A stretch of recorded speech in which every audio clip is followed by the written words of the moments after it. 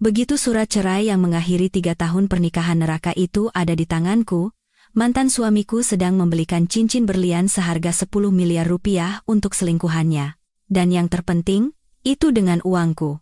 Aku menggenggam surat cerai yang baru saja dicetak itu dengan erat, seolah-olah aku masih bisa merasakan kehangatan samar di tepian kertasnya. Meskipun angin panas dari luar kantor catatan sipil menerpa wajahku, aku tidak merasakan panas sama sekali. Mengingat 3 tahun penderitaan bersama Bagas, hari ini adalah hari di mana aku akhirnya bisa bernapas lega. Aku hendak berbalik menuju tempat parkir, tetapi kemudian aku mendengar tawa yang sangat kukenal dari pintu masuk Mall Grand Indonesia yang tak jauh dari sana. Suara itu kuingat betul suara Bagas, dan di sampingnya, ada seorang wanita yang penuh dengan gaya genit. Tak perlu berpikir, aku tahu itu Nita. Langkahku terhenti sejenak, dan tanpa sadar aku melirik ke arah pintu mall. Seharusnya aku tidak melihatnya. Karena begitu aku melihat pemandangan itu, amarahku memuncak. Bagas sedang merangkul pinggang Nita dengan setelan jas pesanan khusus yang aku belikan untuknya tahun lalu. Sementara itu, Nita mengenakan gaun merah muda. Satu tangannya dengan lembut mengelus perutnya sementara tangan yang lain melingkar di lengan Bagas. Keduanya tersenyum lebar hingga mata mereka menyipit, lalu berjalan lurus ke toko perhiasan cahaya berlian di lantai 1. Toko itu pernah kusebutkan pada Bagas sekali. Toko di mana perhiasan paling sederhana pun harganya mulai dari ratusan juta rupiah. Waktu itu, aku hanya berkata bahwa kalung yang dipajang di etalase depan sangat indah, dan jika ada kesempatan, kita bisa melihatnya bersama. Namun, Bagas langsung cemberut. Dia mengomeliku, mengatakan aku tidak bisa mengatur uang, seolah-olah di rumah kami punya gunung emas. Tapi lihatlah dia sekarang, begitu murah hati seperti sungai yang mengalir deras. Aku mengikuti mereka seperti orang yang terhipnotis, lalu bersembunyi di balik sebuah pilar besar di depan toko untuk mengamati. Sayang, lihat cincin-cincin berlian ini. Suka yang mana? Pilih saja. Hari ini, Mas belikan semuanya untukmu. Suara Bagas terdengar manis yang dibuat-buat, sangat berbeda dengan nada suaranya yang biasa ia gunakan padaku. Nita menjawab dengan nada manja, Mas Bagas baik sekali sama Nita. Tapi, apa ini tidak terlalu mahal? Meskipun mulutnya berkata begitu, tangannya sudah menunjuk ke cincin berlian terbesar yang diletakkan di tengah etalase. Aku mengikuti arah jarinya dan melihat cincin emas putih yang dihiasi berlian indah berukuran tak kurang dari 5 karat. Label harga di sebelahnya dengan jelas tertulis 10.000. Seorang pramuniaga yang melihat itu segera menghampiri mereka dengan antusias dan senyum yang lebar hingga nyaris mencapai telinganya. Ibu seleranya bagus sekali. Cincin ini bernama Mahkota Bintang, barang termahal di toko kami. Berliannya memiliki tingkat kejernihan VVS dan potongannya sempurna, sangat cocok untuk orang yang berkelas seperti ibu. Mendengar kata berkelas, Nita semakin besar kepala. Dia sengaja membusungkan dada dan perutnya, lalu menoleh ke arah Bagas. Mas Bagas, lihat, pramuniaganya saja bilang Nita berkelas. Bagas mengelus kepala Nita dengan lembut, dengan tatapan penuh kasih sayang yang belum pernah kulihat sebelumnya. Tentu saja, wanita Mas Bagas harus berkelas. Uang 10 miliar ini cuma receh, kalau Nita suka, jangankan 10 miliar, 20 miliar pun Mas sanggup belikan. Selesai berbicara, dia sengaja melirik ke arah pintu, seolah ingin memamerkan status keuangannya hingga tubuhnya bergetar. Aku segera bersembunyi di balik pilar, takut dia melihatku. Pelanggan lain yang sedang melihat perhiasan mulai berbisik-bisik. Wow, lihat itu. Beli cincin 10 miliar begitu saja. Pria itu kaya sekali. Wanita itu sepertinya hamil, ya? Pasti mereka akan segera menikah. Suaminya baik sekali. Kalau saja suamiku bisa setengahnya saja dari dia, pasti aku sudah bahagia. Aku hanya bisa tertawa sinis dalam hati. Apa yang mereka tahu? Setelan jas yang dipakai Bagas dibeli dengan uangku. Bahkan kartu kredit di dompetnya, saat pertama kali dibuat, akulah yang membayarnya. Dan sekarang, dia menggunakan uangku untuk membelikan cincin berlian bagi selingkuhannya, sambil berlagak seperti seorang miliarder. Bagas tampak menikmati tatapan kagum itu. Dia berdeham pelan lalu mengangguk pada pramuniaga. Baik, saya ambil yang ini. Tolong dibungkus, ya? Mata pramuniaga itu berbinar dan dia mengangguk cepat. Baik, Pak. Tentu, Pak Bagas. Mau bayar dengan kartu atau tunai? Kartu. Bagas mengeluarkan kartu hitam dari saku dalam jasnya dan mengibaskannya dengan bangga. Kartu Black Card ini tidak ada masalah. Kan? Melihat Black Card itu, pramuniaga semakin hormat. Tentu saja, Pak. Pelanggan Black Card adalah VVIP kami. Segera saya proses. Pramuniaga itu membawa kartu ke kasir untuk menyiapkan pembayaran. Aku berdiri di balik pilar, menggenggam ponselku erat-erat. Di layar, tertera pesan dari bank 3 menit yang lalu. Yeteat. Ibu nasabah, kartu Black Card Anda dengan nomor akhir XX telah berhasil dibatalkan. Sisa saldo di rekening telah ditransfer ke rekening lain sesuai instruksi Anda. Aku melirik ke arah Bagas di kasir. Dia sedang merangkul Nita dan bercanda mesra. Dalam hati aku berpikir, Bagas, kau memang aktor yang hebat. Sebentar lagi, saat kartumu ditolak, aku tidak tahu di mana kau akan menyembunyikan wajah tampanmu itu. Pramuniaga memasukkan kartu ke mesin EDC, menekan jumlahnya, lalu berkata pada Bagas, Pak Bagas, silakan masukkan PIN-nya. Bagas menekan 6 digit angka tanpa ragu. Aku ingat. PIN itu adalah tanggal lahirnya. Saat pertama kali membuat kartu, dia bersikeras menggunakan tanggal lahirnya sebagai PIN karena mudah diingat. Bip. Mesin berbunyi, diikuti oleh satu baris pesan di layar. Senyum di wajah pramuniaga langsung membeku. Dia tampak bingung, lalu mencoba menggesek kartu itu sekali lagi, tetapi hasilnya tetap sama. Melihat pramuniaga terdiam lama, Bagas mengerutkan kening dengan kesal. Ada apa ini? Kenapa lama sekali? Mesinnya rusak? Pramuniaga itu memaksakan senyum. Mohon tunggu sebentar. Pak Bagas. Saya coba sekali lagi. Tiba-tiba, manajer toko keluar. Dia melirik situasi di kasir sejenak, lalu bergegas mendekat untuk melihat layar mesin EDC dan Black Card di tangan pramuniaga. Wajahnya seketika menjadi serius. Bagas mengira manajer dipanggil karena pramuniaga tidak bisa menyelesaikan masalah, jadi dia semakin sombong. Manajer? Ada apa? Black Card saya tidak pernah ada masalah. Kenapa hari ini tidak bisa digesek? Cepat selesaikan. Jangan ganggu saya yang sedang membelikan hadiah untuk kekasih saya.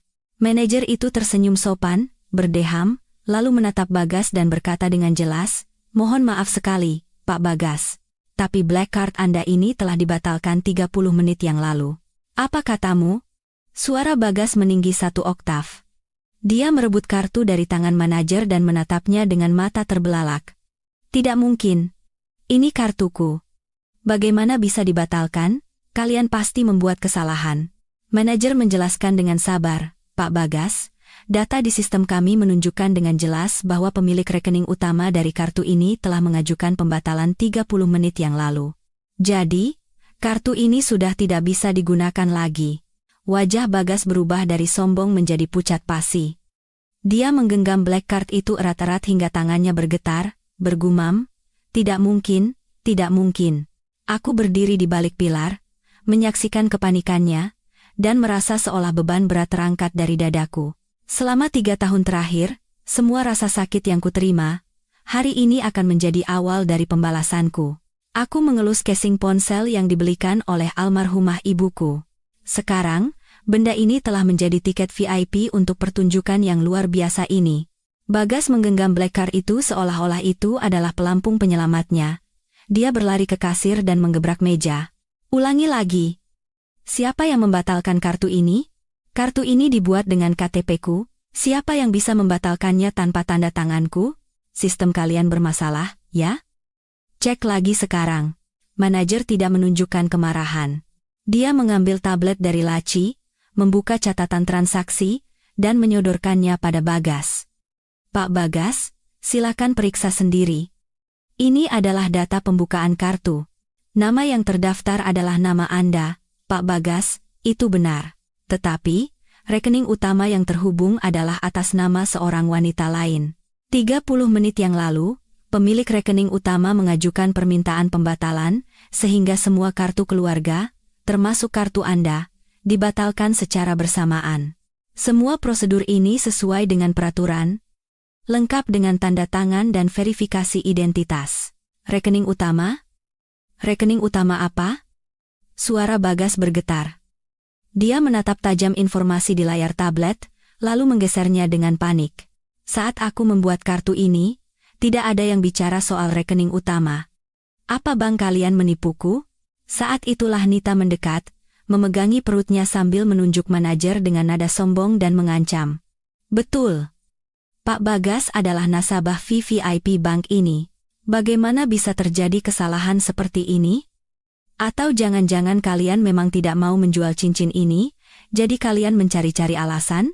Dengar ya, kalau kalian merusak hari bahagia kami, apa kalian sanggup bertanggung jawab? Karyawan lain hanya bisa menunduk diam, tetapi beberapa pelanggan mulai tidak tahan. Seorang ibu-ibu berbisik kepada orang di sebelahnya, tadi katanya 10 miliar itu receh. Begitu kartunya ditolak, malah menyalahkan bank. Ucapan itu terdengar jelas di telinga Bagas. Dia menoleh tajam ke arah ibu itu sampai wanita itu terdiam.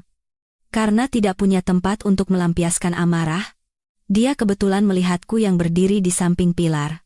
Matanya berbinar, bukan karena senang, tetapi karena tatapan benci setelah menemukan kambing hitam.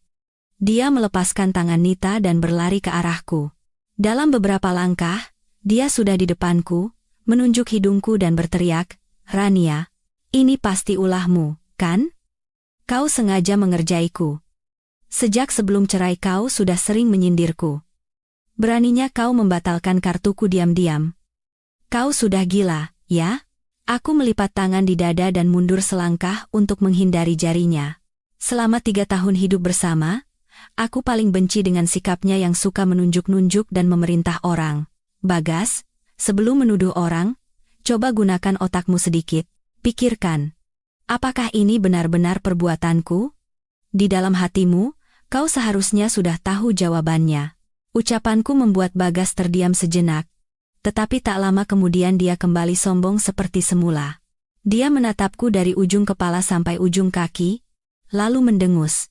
"Oh, masih pakai baju butut tahun lalu, ya?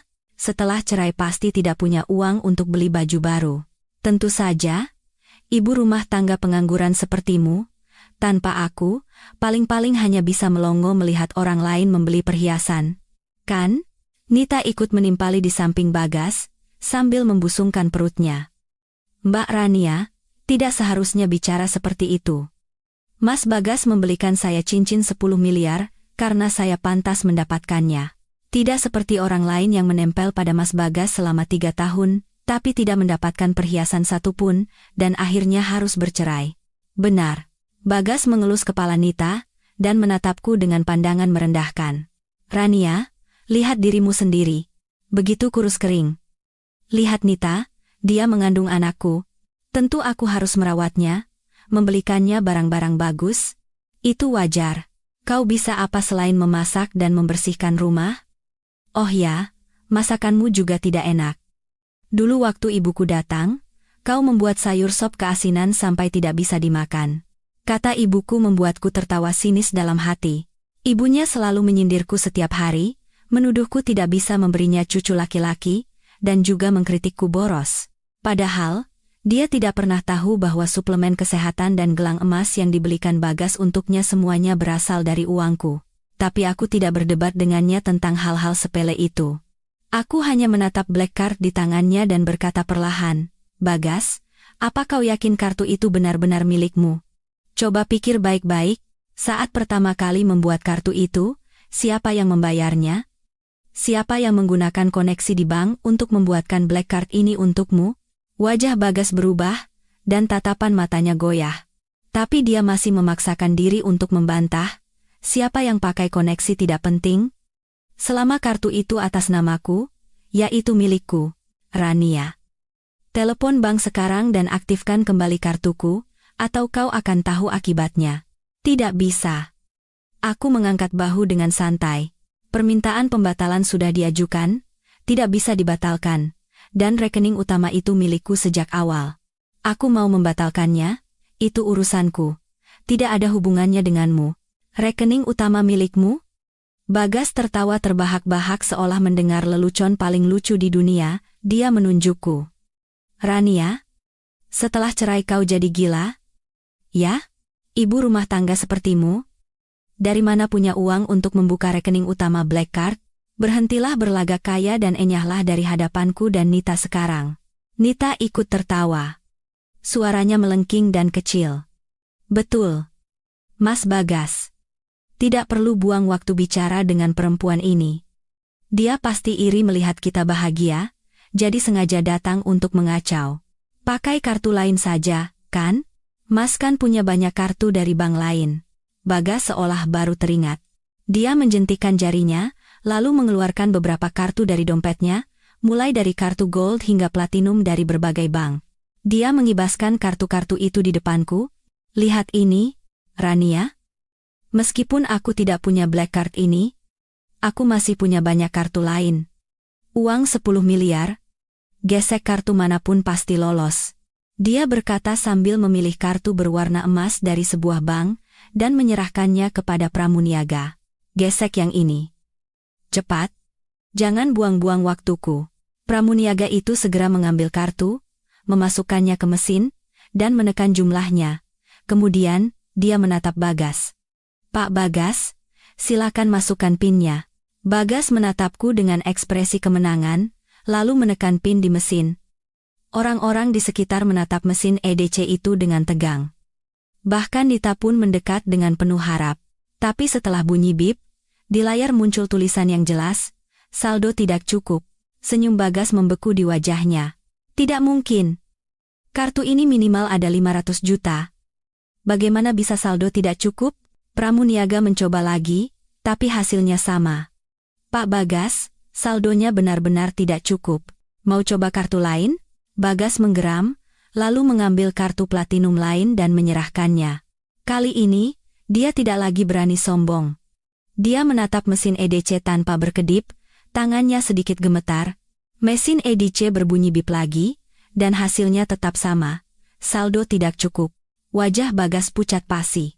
Dia merebut kartu dari tangan pramuniaga, lalu mengeluarkan semua kartu yang tersisa di dompetnya dan mencobanya satu persatu.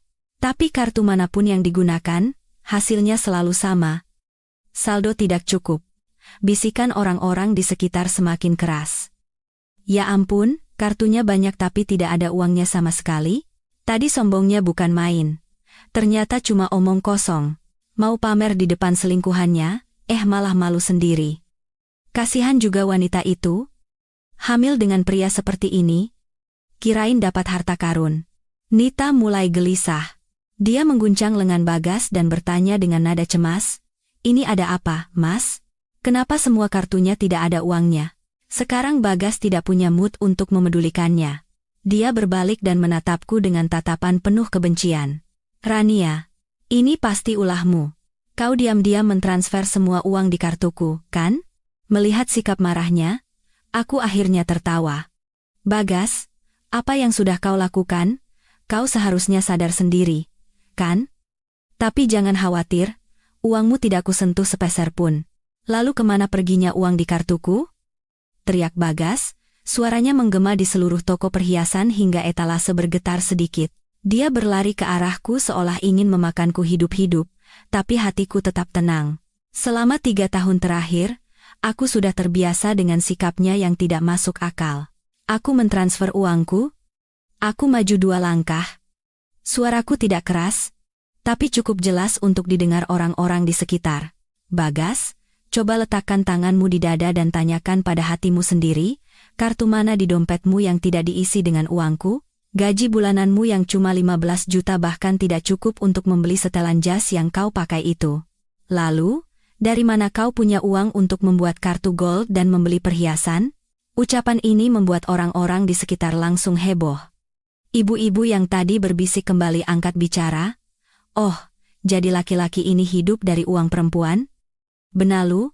Ya ampun, sudah jadi benalu masih sombong. Ditambah lagi, bawa selingkuhan beli cincin berlian. Menjijikan sekali. Perempuan itu juga sama saja. Hamil dengan benalu, apa yang dibanggakan? Sama-sama menyedihkan." Wajah Nita memerah seperti udang rebus. Dia bersembunyi di belakang Bagas, tapi masih mencoba membantah. "Jangan bohong. Mas Bagas punya perusahaan sendiri, bagaimana mungkin dia menggunakan uangmu? Kau hanya iri melihat kami bahagia, jadi mengarang cerita, kan? Perusahaan? Aku tertawa sinis.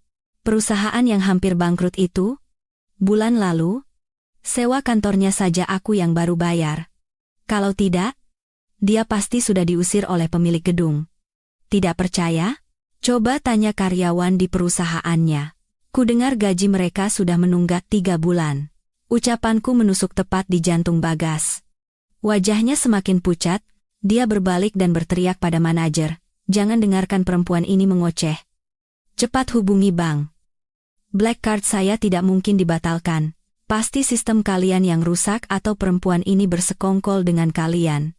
Manajer dengan tenang mengeluarkan ponselnya dan menelepon layanan pelanggan VVIP Bank di depan semua orang, sambil mengaktifkan loudspeaker. Setelah 2 kali dering, panggilan dijawab, "Selamat siang, layanan pelanggan VVIP Bank Sentosa, ada yang bisa dibantu?" "Selamat siang. Saya manajer toko perhiasan dari Grand Indonesia. Saat ini, nasabah Anda, Pak Bagas, ada di sini. Beliau memegang black card bank Anda dengan nomor akhir XX, tetapi kartu tersebut tertera telah dibatalkan. Kami ingin memverifikasi statusnya." Setelah manajer menyebutkan nomor kartu dengan jelas, operator di ujung sana terdiam sejenak, lalu menjawab, "Setelah kami periksa, nomor kartu tersebut memang black card yang telah dinonaktifkan pada pukul 10.01 pagi ini.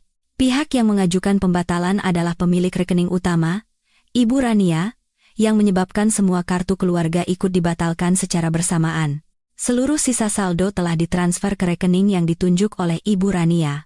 Dengar itu, Bagas berteriak ke telepon seolah menemukan penyelamat. "Saya pemilik kartu ini. Apa hak Rania membatalkan kartu saya? Apa yang bank kalian lakukan ini ilegal. Saya akan menuntut kalian." Suara operator tetap tenang. "Bapak nasabah, sesuai dengan perjanjian pembukaan black card, pemilik rekening utama memiliki hak penuh untuk mengelola semua kartu keluarga, termasuk hak untuk membatalkannya. Pada saat pembukaan kartu, Anda sebagai pemegang kartu keluarga telah menandatangani persetujuan atas ketentuan tersebut.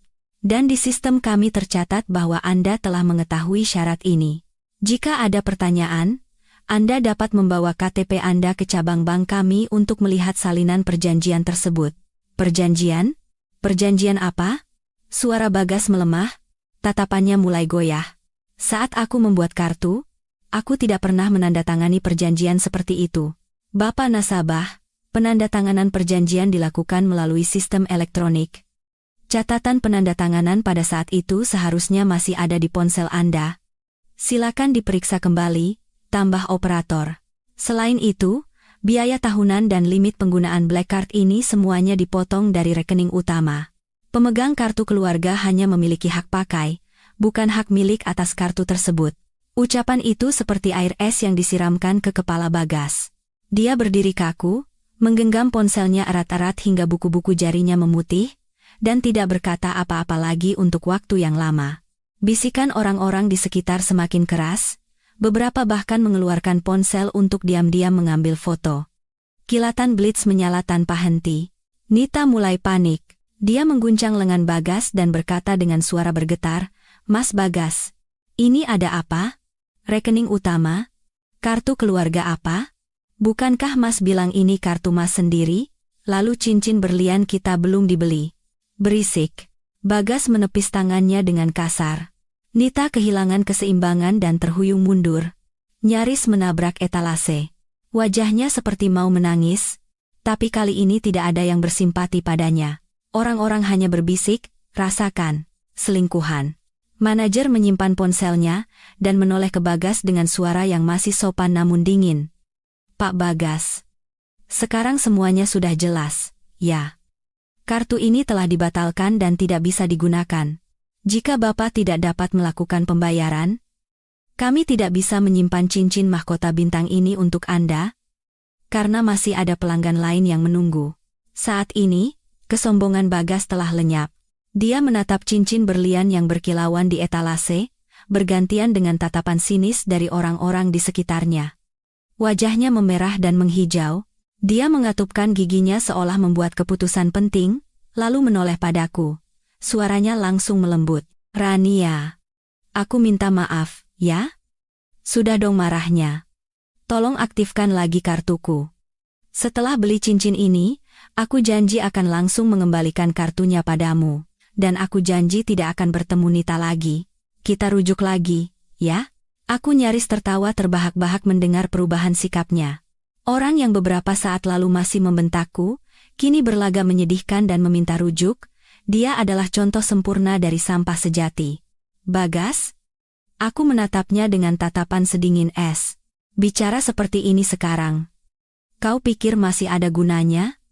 Saat kau selingkuh dengan Nita, kau tidak pernah berpikir akan ada hari seperti ini, kan? Saat kau menghabiskan uangku dengan nyaman, kau tidak pernah berpikir bahwa saat kartu tidak bisa digunakan, kau harus memohon padaku seperti ini, kan? Sudah terlambat. Melihat kata-kata manis tidak mempan, Bagas kembali memasang wajah masam. Dia melangkah maju hendak memegang lenganku dan berkata dengan nada mengancam, Rania, diajak bicara baik-baik tidak mau, ya? Aktifkan kartuku sekarang? Atau, belum sempat dia menyelesaikan kalimatnya, sebuah suara memotong, atau apa? Saat kami menoleh, kami melihat petugas keamanan mal berlari mendekat bersama dua pria berjas, yang sepertinya adalah manajemen mal. Sepertinya ada yang melihat Bagas hendak menyakitiku dan menekan tombol darurat. Seorang petugas keamanan berdiri di antara kami dan berkata dengan tegas kepada Bagas, Pak, mohon jaga sikap Anda. Jika Anda membuat keributan di sini, kami terpaksa harus mengantar Anda keluar sesuai peraturan. Melihat petugas keamanan dan tatapan dingin orang-orang di sekitarnya, Bagas akhirnya mundur. Dia menatapku dengan penuh dendam, lalu menyeret Nita, sambil berkata melalui sela-sela giginya, ayo kita pergi. Nita masih enggan melepaskan cincin berlian itu, tetapi ketika diseret oleh Bagas, dia sadar dan berjalan terhuyung-huyung dengan sepatu hak tingginya. Saat melewatiku, dia tidak lupa menatapku dengan penuh kebencian dan bergumam pelan, lihat saja nanti. Saat aku hendak meninggalkan toko perhiasan, aku mendengar teriakan marah Bagas dari belakang. Rania, berhenti di sana. Aku berhenti dan berbalik. Bagas menyeret Nita kembali. Setelan jasnya kusut masai, rambutnya acak-acakan, tidak ada lagi sisa-sisa citra pengusaha muda yang bersemangat. Kerumunan yang tadinya mulai bubar kembali berkumpul, seolah ingin tahu akhir dari drama ini. Bagas berlari dan berhenti di depanku, terengah-engah sambil menunjuk ponsel di tanganku. Kau bilang kau pemilik rekening utama kartu itu? Mana buktinya? Jangan-jangan kau bersekongkol dengan bank untuk menipuku? Kartu ini sudah kupakai 2 tahun. Semua riwayat transaksinya milikku. Ini kartuku. Nita ikut menimpali. Betul. Mas Bagas sudah memakai kartu ini untuk membeli banyak barang. Mana bisa dibatalkan begitu saja? Kau pasti iri karena aku hamil anak Mas Bagas, makanya sengaja melakukan ini. Aku melihat keduanya yang begitu kompak, dan hanya bisa tertawa kasihan. Aku mengeluarkan ponsel dari tasku, membuka aplikasi mobile banking, dan menunjukkan layarnya kepada orang-orang di sekitar. Semuanya, mohon lihat baik-baik. Ini adalah halaman utama rekening bank saya. Di sini tertulis dengan jelas bahwa pemilik rekening utama adalah Rania, dan di bawah ini adalah daftar kartu keluarga yang terhubung, di mana black card yang coba digunakan Pak Bagas tadi ada di urutan pertama. 4 digit terakhir nomor kartunya juga cocok dengan kartu yang dia pegang. Orang-orang di sekitar berkerumun melihat layar, dan salah satu dari mereka membaca dengan suara keras, benar, namanya Ibu Rania. Pemegang kartu keluarga adalah Pak Bagas. Bagas menyipitkan mata, melirik layar sejenak, lalu membuang muka dan membantah dengan asal. Itu bisa saja hasil Photoshop. Zaman sekarang teknologi sudah canggih. Siapa yang tahu itu asli atau palsu? Palsu? Aku tertawa sinis, lalu membuka riwayat transaksi. Kalau begitu, lihat ini juga. Biaya bulanan black card ini dan semua transaksi yang disebut Pak Bagas tadi, semuanya dipotong dari rekening utama saya. Tahun lalu, saat dia membeli apartemen seharga 5 miliar untuk Nita, itu juga digesek dari kartu keluarga ini, dan uangnya keluar dari rekening saya. Pak Bagas, apa ini juga mau dibilang palsu? Wajah Bagas pucat seperti kertas. Dia membuka mulutnya, tetapi tidak bisa berkata apa-apa. Nita juga berdiri kaku. Tanpa sadar, dia mengelus perutnya dengan tatapan penuh kebingungan. Dia selalu percaya bahwa apartemen itu dibelikan Bagas dengan kemampuannya sendiri, tetapi ternyata itu adalah uangku. Saat itu, manajer toko datang membawa setumpuk dokumen. Pak Bagas, sebenarnya mal kami adalah mitra dari Bank Sentosa, sehingga kami bisa memeriksa sebagian data nasabah VVIP, dan Ibu Rania memang nasabah VVIP level tertinggi di bank tersebut. Limit di rekening utama beliau mencapai 80 miliar rupiah. Adapun kartu keluarga Anda, Ibu Rania yang membuatnya 3 tahun lalu untuk pengeluaran sehari-hari sebagai suami istri.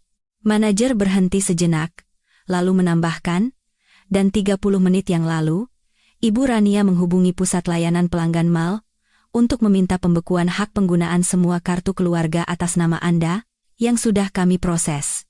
Artinya, saat ini Anda tidak bisa menggunakan kartu apapun yang terhubung dengan rekening utama Ibu Rania untuk bertransaksi di mal kami.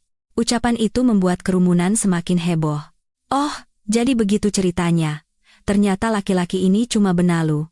Sudah begitu, pakai uang istri untuk membiayai selingkuhan lagi. Jahat sekali. Pakai uang orang lain untuk beli rumah dan cincin berlian buat selingkuhan. Pas ketahuan masih saja mengelak. Tidak tahu malu, Ibu Rania ini baik sekali, ya? Membuatkan black card untuk pria seperti ini. Kalau aku, sudah kuusir dari rumah sejak lama. Bagas dikritik habis-habisan hingga nyaris ingin menenggelamkan diri. Dia mengepalkan tangannya erat-erat hingga kukunya menancap ke telapak tangannya. Dia mengangkat wajahnya dan menatapku dengan tatapan penuh kebencian. Rania, kau sudah merencanakan ini sejak awal, kan? Sengaja membatalkan kartu begitu kita cerai untuk mempermalukanku di depan banyak orang seperti ini, kan? Dasar wanita kejam, kejam? Aku menatap wajahnya. Rasa sakit selama 3 tahun terakhir meledak di dalam hatiku. Tetapi suaraku tetap tenang. Bagas, 3 tahun lalu, saat bisnismu bangkrut, siapa yang menggunakan warisan dari orang tuanya untuk melunasi utangmu? Saat kau bilang ingin punya black card agar tidak dipandang rendah di kalangan bisnis, siapa yang menggunakan koneksi untuk membuatkan kartu keluarga untukmu? Saat ibuku sakit dan masuk rumah sakit, siapa yang merawatnya siang dan malam, dan juga membayar biaya pengobatan lebih dari 200 juta? Aku sudah berbuat baik padamu, tapi kau malah menggunakan uangku untuk membiayai selingkuhan. Dan saat aku tahu kebenarannya, kau malah bekerja sama dengan Nita untuk memaksaku bercerai dan mengusirku dari rumah tanpa membawa apa-apa. Jadi, siapa sebenarnya yang kejam? Orang-orang di sekitar berteriak marah. Seorang bapak-bapak berjas tidak tahan lagi dan berkata, "Anak muda, kau benar-benar keterlaluan. Istrimu begitu baik padamu. Bagaimana bisa kau melakukan hal seperti ini? Tidak punya nurani, ya? Betul. Cepat minta maaf padanya dan kembalikan semua uang yang sudah kau pakai." Bagas dihina hingga wajahnya memerah dan menghijau, tetapi dia tidak bisa membantah. Nita melihat situasi tidak menguntungkan, lalu menarik lengan Bagas dan berbisik, "Mas Bagas, ayo kita cepat pergi. Orang-orang sudah terlalu banyak. Mau kemana?" Aku menghalangi jalan mereka dan berkata dengan dingin, "Mau pergi sekarang." "Bagas, apartemen yang kau belikan untuk Nita dengan uangku, perhiasan-perhiasan, sewa kantor, dan gaji karyawan. Kapan kau akan mengembalikan uang itu?" Tatapan Bagas goyah, tapi dia masih memaksakan diri membantah. "Uang itu kan kau berikan padaku. Itu biaya hidup suami istri. Kenapa aku harus mengembalikannya?" "Suami istri?" Aku mengeluarkan surat cerai dan mengibaskannya di depan wajahnya. "Sekarang kita bukan suami istri lagi. Dan aku memberimu uang karena kau berjanji akan hidup baik-baik denganku. Karena kau yang selingkuh, uang itu dianggap sebagai keuntungan yang tidak semestinya, dan aku berhak menagihnya kembali." Aku berhenti sejenak, lalu menambahkan, "Aku sudah menyewa pengacara. Besok, pengacara akan mengirimkan surat tagihan ke alamatmu. Kalau kau tidak mau mengembalikannya baik-baik, aku akan langsung menuntutmu. Saat itu, pengadilan akan melakukan penyitaan, dan perusahaanmu serta semua aset atas namamu akan disita untuk melunasi utang." Kata menuntut, dan penyitaan membuat wajah Bagas pucat pasi. Dia tahu aku orang yang tidak main-main. Dulu saat dia berbisnis, aku pernah membantunya menangani sengketa hukum. Dia tahu betul sifatku. Dia membuka mulutnya, tetapi tidak bisa berkata apa-apa. Orang-orang di sekitar terus menghinanya. Akhirnya, dia tidak tahan lagi. Dia mendorong kerumunan dan menarik Nita kabur. Keadaannya yang menyedihkan sangat kontras dengan citra direktur sombong beberapa saat lalu. Bagas menyeret Nita lari beberapa langkah, lalu Nita menepis tangannya. Dia menghentakkan sepatu hak tingginya di lantai marmer, suaranya menggema, lalu berjalan ke arahku. Riasan wajahnya yang rapi telah luntur, rambutnya acak-acakan. Matanya penuh kebencian. Tidak ada lagi sisa-sisa kelucuan tadi. Rania, dasar perempuan sialan. Nita mengangkat tangannya hendak menamparku sambil menjerit. Tidak bisa menjaga suamimu sendiri, malah datang merusak hari bahagia orang lain, cuma bisa membatalkan satu kartu, kau pikir kau hebat? Dengar ya, yang dicintai Mas Bagas itu aku. Biarpun dia tidak punya uang, dia tidak akan pernah kembali pada nenek-nenek sepertimu. Aku sudah menduganya, jadi aku mundur selangkah untuk menghindari tangannya. Dua orang ibu-ibu yang sedang menonton segera memegangi lengan Nita. Salah satu dari mereka mengerutkan kening dan berkata, "Nona, kenapa main tangan? Kamu sendiri yang jadi selingkuhan?" Sudah salah masih berani teriak-teriak. "Betul," tambah ibu yang lain. "Ibu Rania tidak menuntutmu saja sudah bagus. Pakai uang orang lain untuk bersenang-senang, sekarang malah mengamuk. Benar-benar tidak tahu malu." Meskipun dipegangi, Nita terus meronta dan berteriak, "Siapa yang pakai uang perempuan ini? Itu uang yang Mas Bagas hasilkan sendiri. Apartemen yang kutempati, perhiasan yang kupakai, semuanya dibelikan Mas Bagas dengan hasil kerja kerasnya. Jangan percaya omongannya. Tidak ada hubungannya denganku." Aku tertawa sinis, lalu mengeluarkan setumpuk dokumen dari tasku. Kemarin saat berkemas, aku sengaja membawanya, berjaga-jaga jika kedua orang ini berbohong. Aku menarik dokumen paling atas dan menyodorkannya ke depan wajah Nita. "Lihat baik-baik. Ini salinan perjanjian jual beli apartemen di SCBD tanggal 15 Maret tahun lalu, beserta bukti transfer dari bank. Waktu itu, Bagas datang padaku dan bilang kau hamil, butuh tempat tinggal yang aman. Dia memintaku mengeluarkan uang untuk membeli rumah. Aku kasihan, jadi aku setuju dan mentransfer 5 miliar rupiah dari rekening utamaku ke rekening perusahaan agen properti." "Tidak mungkin." Mata Nita terpaku pada jumlah uang di kontrak. Bibirnya bergetar. "Tidak mungkin. Mas Bagas bilang itu uang hasil bisnisnya dengan teman." "Bagaimana mungkin itu uangmu? Kenapa tidak mungkin?" Aku mengeluarkan dokumen lain, yaitu slip gaji Bagas tahun lalu. Ini juga. Tahun lalu, perusahaan Bagas merugi terus, gajinya cuma 15 juta, dipotong BPJS sisa 12 jutaan. Dengan uang segitu, kau pikir dia bisa membelikanmu apartemen 5 miliar, tas, dan perhiasan ratusan juta? Orang-orang di sekitar berkerumun melihat slip gaji itu, dan seseorang berseru, "Ya ampun, penghasilan sebulan 12 juta tapi pamer beli rumah 5 miliar. Berani sekali. Perempuan ini juga bodoh sekali. Tidak tahu kalau pacarnya punya uang atau tidak, masih saja mau jadi selingkuhannya. Sekarang setelah semuanya terbongkar, mau bagaimana?" Wajah Nita berubah dari pucat menjadi hijau. Air mata mengalir deras, bukan karena sedih, tetapi karena terpojok. Dia menoleh dan melihat Bagas yang baru saja kembali, lalu menangis terseduh-seduh. "Mas Bagas, apa yang mereka katakan itu benar? Apartemen itu dibeli dengan uang perempuan ini? Semua yang Mas katakan padaku bohong." Bagas berada dalam situasi yang memalukan. Dihadapkan dengan pertanyaan Nita, dia tidak tahu harus berbuat apa.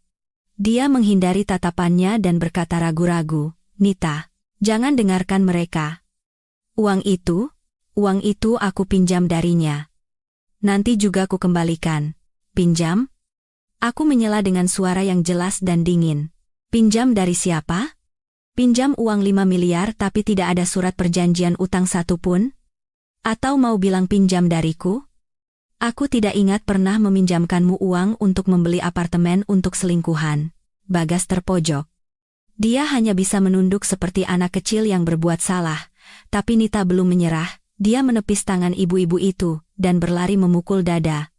Bagas sambil berteriak, "Pembohong. Kau membohongiku selama ini," katanya direktur hebat, katanya punya uang tak terbatas, tapi ternyata kau hanya benalu. Bagaimana bisa aku bertemu dengan penipu sepertimu? Lalu bagaimana dengan anak di dalam kandunganku? Dia berbicara dengan emosi yang meluap-luap. Tiba-tiba, dia memegangi perutnya, wajahnya pucat, dan mengerutkan kening sambil mengerang. Aduh, sakit perut, sakit sekali. Orang-orang di sekitar terkejut. Seseorang buru-buru berkata, "Ya ampun, mau keguguran, ya? Cepat bawa ke rumah sakit." Bagas juga panik. Dia segera menopang Nita dan berkata dengan cemas, "Nita, kamu kenapa? Jangan membuatku takut. Aku akan membawamu ke rumah sakit sekarang." Tapi Nita malah mendorongnya. Keringat dingin membasahi dahinya, tapi dia masih menggertakkan gigi dan menatapku. "Ini semua karenamu, Rania. Kalau kau tidak datang membuat masalah, anakku tidak akan kenapa-kenapa. Kembalikan anakku." Aku tidak merasa kasihan sedikit pun dengan sikapnya yang memutarbalikkan fakta. Aku berkata dengan dingin, "Nita, orang yang datang mengamuk, menghina, bahkan mau menamparku lebih dulu adalah kau. Apa hubungannya denganku? Dan kehamilanmu itu, kan, anak Bagas. Kalau mau menyalahkan, salahkan Bagas." "Kenapa menyalahkanku?" Nita tidak bisa membantah, hanya bisa mengerang kesakitan. Tubuhnya perlahan merosot. Bagas melihat situasi semakin buruk, dia tidak peduli lagi dengan harga dirinya. Dia menggendong Nita dan berlari keluar mal sambil bergumam, "Nita, sabar ya. Sebentar lagi sampai rumah sakit." Orang-orang di sekitar memandangi punggung mereka yang tergesa-gesa sambil terus berbisik, "Perempuan itu luar biasa, ya? Dia sendiri yang mengamuk, malah menyalahkan orang lain. Sakit perut begitu, memang pantas." Bagas juga, rasakan. Ketahuan jadi benalu, selingkuhannya hamil lagi. Pasti pusing setelah ini. Tapi Ibu Rania ini hebat sekali. Tidak panik sedikit pun, malah menunjukkan bukti-bukti untuk membungkam mereka. Benar-benar tangguh. Aku memasukkan dokumen kembali ke dalam tas. Hatiku tidak merasakan apa-apa. Sikap Nita tadi sepertinya memang benar-benar kesakitan, tapi itu adalah jalan yang dia pilih sendiri. Konsekuensinya harus dia terima sendiri. Aku mengambil ponsel dan menelepon pengacaraku. "Pak pengacara, siapkan dokumennya. Besok pagi kirimkan ke rumah dan kantor Bagas." Di ujung sana terdengar jawaban, "Baik, Bu Rania. Dokumen sudah siap semua. Besok pagi akan segera saya kirimkan." Dan dari hasil pemeriksaan aset atas nama Pak Bagas, selain apartemen yang dibeli dengan uang Ibu Rania, hanya ada satu mobil seharga sekitar 1 miliar rupiah. Tidak ada aset berharga lainnya. Aku mengerutkan kening. Tidak menyangka Bagas punya utang sebanyak ini, tapi itu masalahnya, bukan urusanku lagi. "Baik, kalau begitu kirimkan surat tagihannya dulu dan lihat reaksinya. Jika tidak kooperatif, langsung ajukan gugatan." Setelah menutup telepon, aku melihat sudah waktunya makan siang. Manajer toko perhiasan datang dan berkata dengan hormat, "Ibu Rania, hari ini kami mohon maaf sekali. Mengenai insiden tadi, kami akan melaporkannya ke kantor pusat mal dan akan memasukkan Pak Bagas dan Ibu Nita ke dalam daftar hitam, melarang mereka masuk ke sini lagi." Aku mengangguk dan mengucapkan terima kasih, lalu berjalan keluar dari toko. Bagas berlari membawa Nita ke ruang gawat darurat rumah sakit. Seorang perawat membawa pasien ke dalam, sementara perawat lain membawa formulir biaya. "Keluarga pasien, mohon selesaikan pembayaran dulu ya, uang muka 50 juta rupiah. Biaya perawatan lainnya akan dihitung nanti." Bagas panik mencari dompetnya. Beberapa kartu kredit yang belum sempat dicoba di mal masih ada. Dia mengambil satu kartu platinum dan menyerahkannya ke loket pembayaran. "Gesek yang ini." Petugas memasukkan kartu ke mesin, tetapi kurang dari 2 detik, mesin itu mengeluarkan kartu kembali. "Maaf, Pak. Saldo kartu ini tidak cukup." "Tidak mungkin." Bagas mengambil kartu gold lain dan memberikannya. Kalau begitu coba yang ini, hasilnya masih sama. Saldo tidak cukup. Dia mencoba semua kartu di dompetnya satu persatu, tetapi mesin di kasir terus-menerus menyatakan saldo tidak cukup, sampai akhirnya petugas mulai kesal. Pak, jadi ada uangnya atau tidak? Pasien di dalam sedang menunggu obat. Keringat membasahi tubuh Bagas. Dia membuka aplikasi mobile banking di ponselnya, sisa saldo hanya sekitar 3 juta rupiah. Aplikasi pembayaran lain juga tidak ada yang isinya lebih dari 5 juta.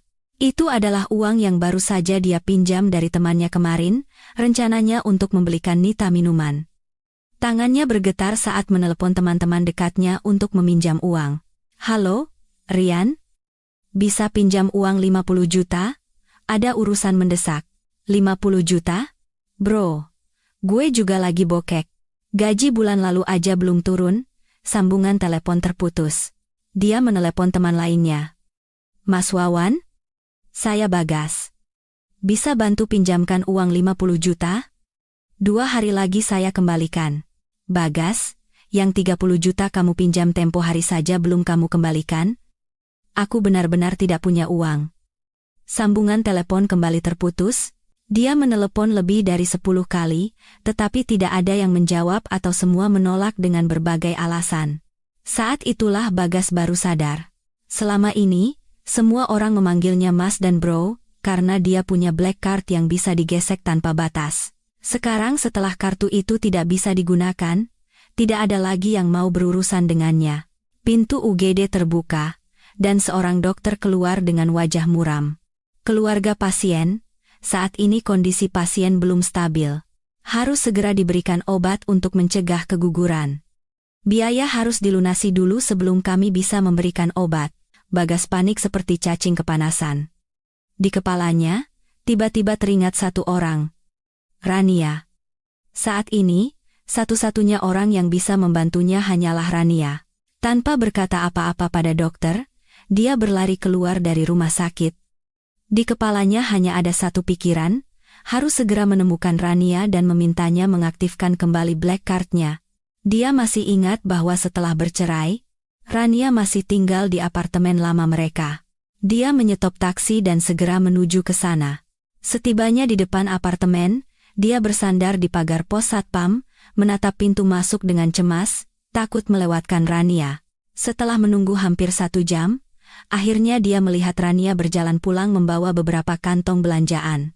Dia mengenakan trench coat berwarna krem dan rambutnya diikat ekor kuda, terlihat lebih segar dari sebelum bercerai. Bagas berlari menghalangi jalan Rania seolah menemukan pelampung penyelamat. Dia terengah-engah dan berkata, Rania, kau sudah pulang. Tolong aku. Rania berhenti berjalan, mengerutkan kening, dan mundur selangkah untuk menjaga jarak. Bagas? Kenapa kau di sini? Nita. Nita di rumah sakit. Bagas mencengkeram lengan Rania erat-erat. Dia sakit perut. Dokter bilang harus diberi obat pencegah keguguran, tapi harus bayar uang muka dulu 50 juta.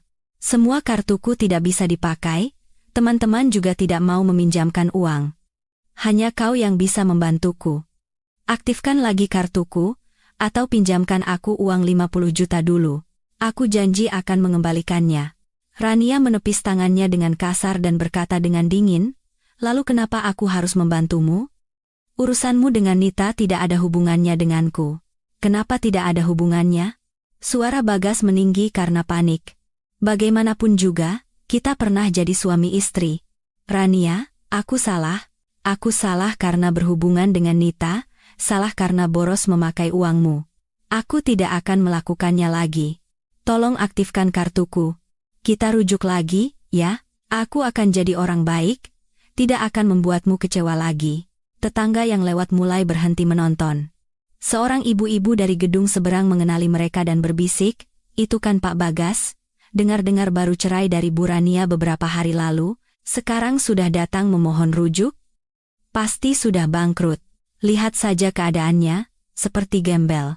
Bisikan itu membuat wajah Bagas panas, tetapi demi uang, dia harus membuang harga dirinya. Melihat Rania tetap diam, tiba-tiba dia berlutut. Gedebuk. Suara lututnya menghantam semen terdengar keras. Orang-orang di sekitar terkesiap. Ya ampun, sampai berlutut. Bagas mengangkat wajahnya. Matanya merah dan air mata membasahi pipinya, entah karena panik atau akting. Rania, kumohon, kasihanilah aku. Kasihanilah anak di dalam kandungan Nita, dia juga punya nyawa. Kalau kau tidak membantu kami, Nita dan anaknya pasti akan mati. Rania menatapnya yang berlutut, tidak merasa kasihan sedikit pun, hanya jijik. Dia berkata dengan dingin, Bagas, hentikan dramamu, saat kau selingkuh dengan Nita, apa kau pernah mengasihaniku? Saat kau memakai uangku untuk membeli apartemen dan perhiasan untuknya, apa kau pernah berpikir kita adalah suami istri? Sekarang setelah bangkrut, kau datang memohon padaku. Kau pikir aku akan percaya lagi? Aku serius. Bagas merangkak maju hendak memegang celana Rania. Rania, aku bersumpah, kalau kau membantuku kali ini saja, aku akan putus dengan Nita selamanya. Tidak akan menghubunginya lagi. Mulai sekarang, aku akan mendengarkanmu. Apapun yang kau suruh, akan kulakukan. Putus selamanya? Rania tertawa sinis. Kau pikir Nita akan melepaskanmu begitu saja? Dan anak di dalam kandungannya itu, apa kau yakin itu benar-benar anakmu? Kudengar sebelum bersamamu, Nita sudah pacaran dengan banyak pria. Ucapan itu seperti petir yang menyambar Bagas. Dia membeku di tempat, menatap Rania dengan mata terbelalak. Kau bicara apa? Aku tidak punya apa-apa lagi untuk dibicarakan. Rania memotong. Urusanmu, urus sendiri, jangan datang mencariku lagi, dan utangmu padaku akan kutagih sesuai hukum. Selesai berbicara, Rania berbalik dan masuk ke dalam, tidak menoleh lagi pada Bagas yang masih berlutut. Para tetangga masih berbisik. Syukurlah. Pria seperti itu tidak pantas dibantu. Anak sendiri atau bukan saja tidak tahu, masih berlagak kasihan, menyedihkan.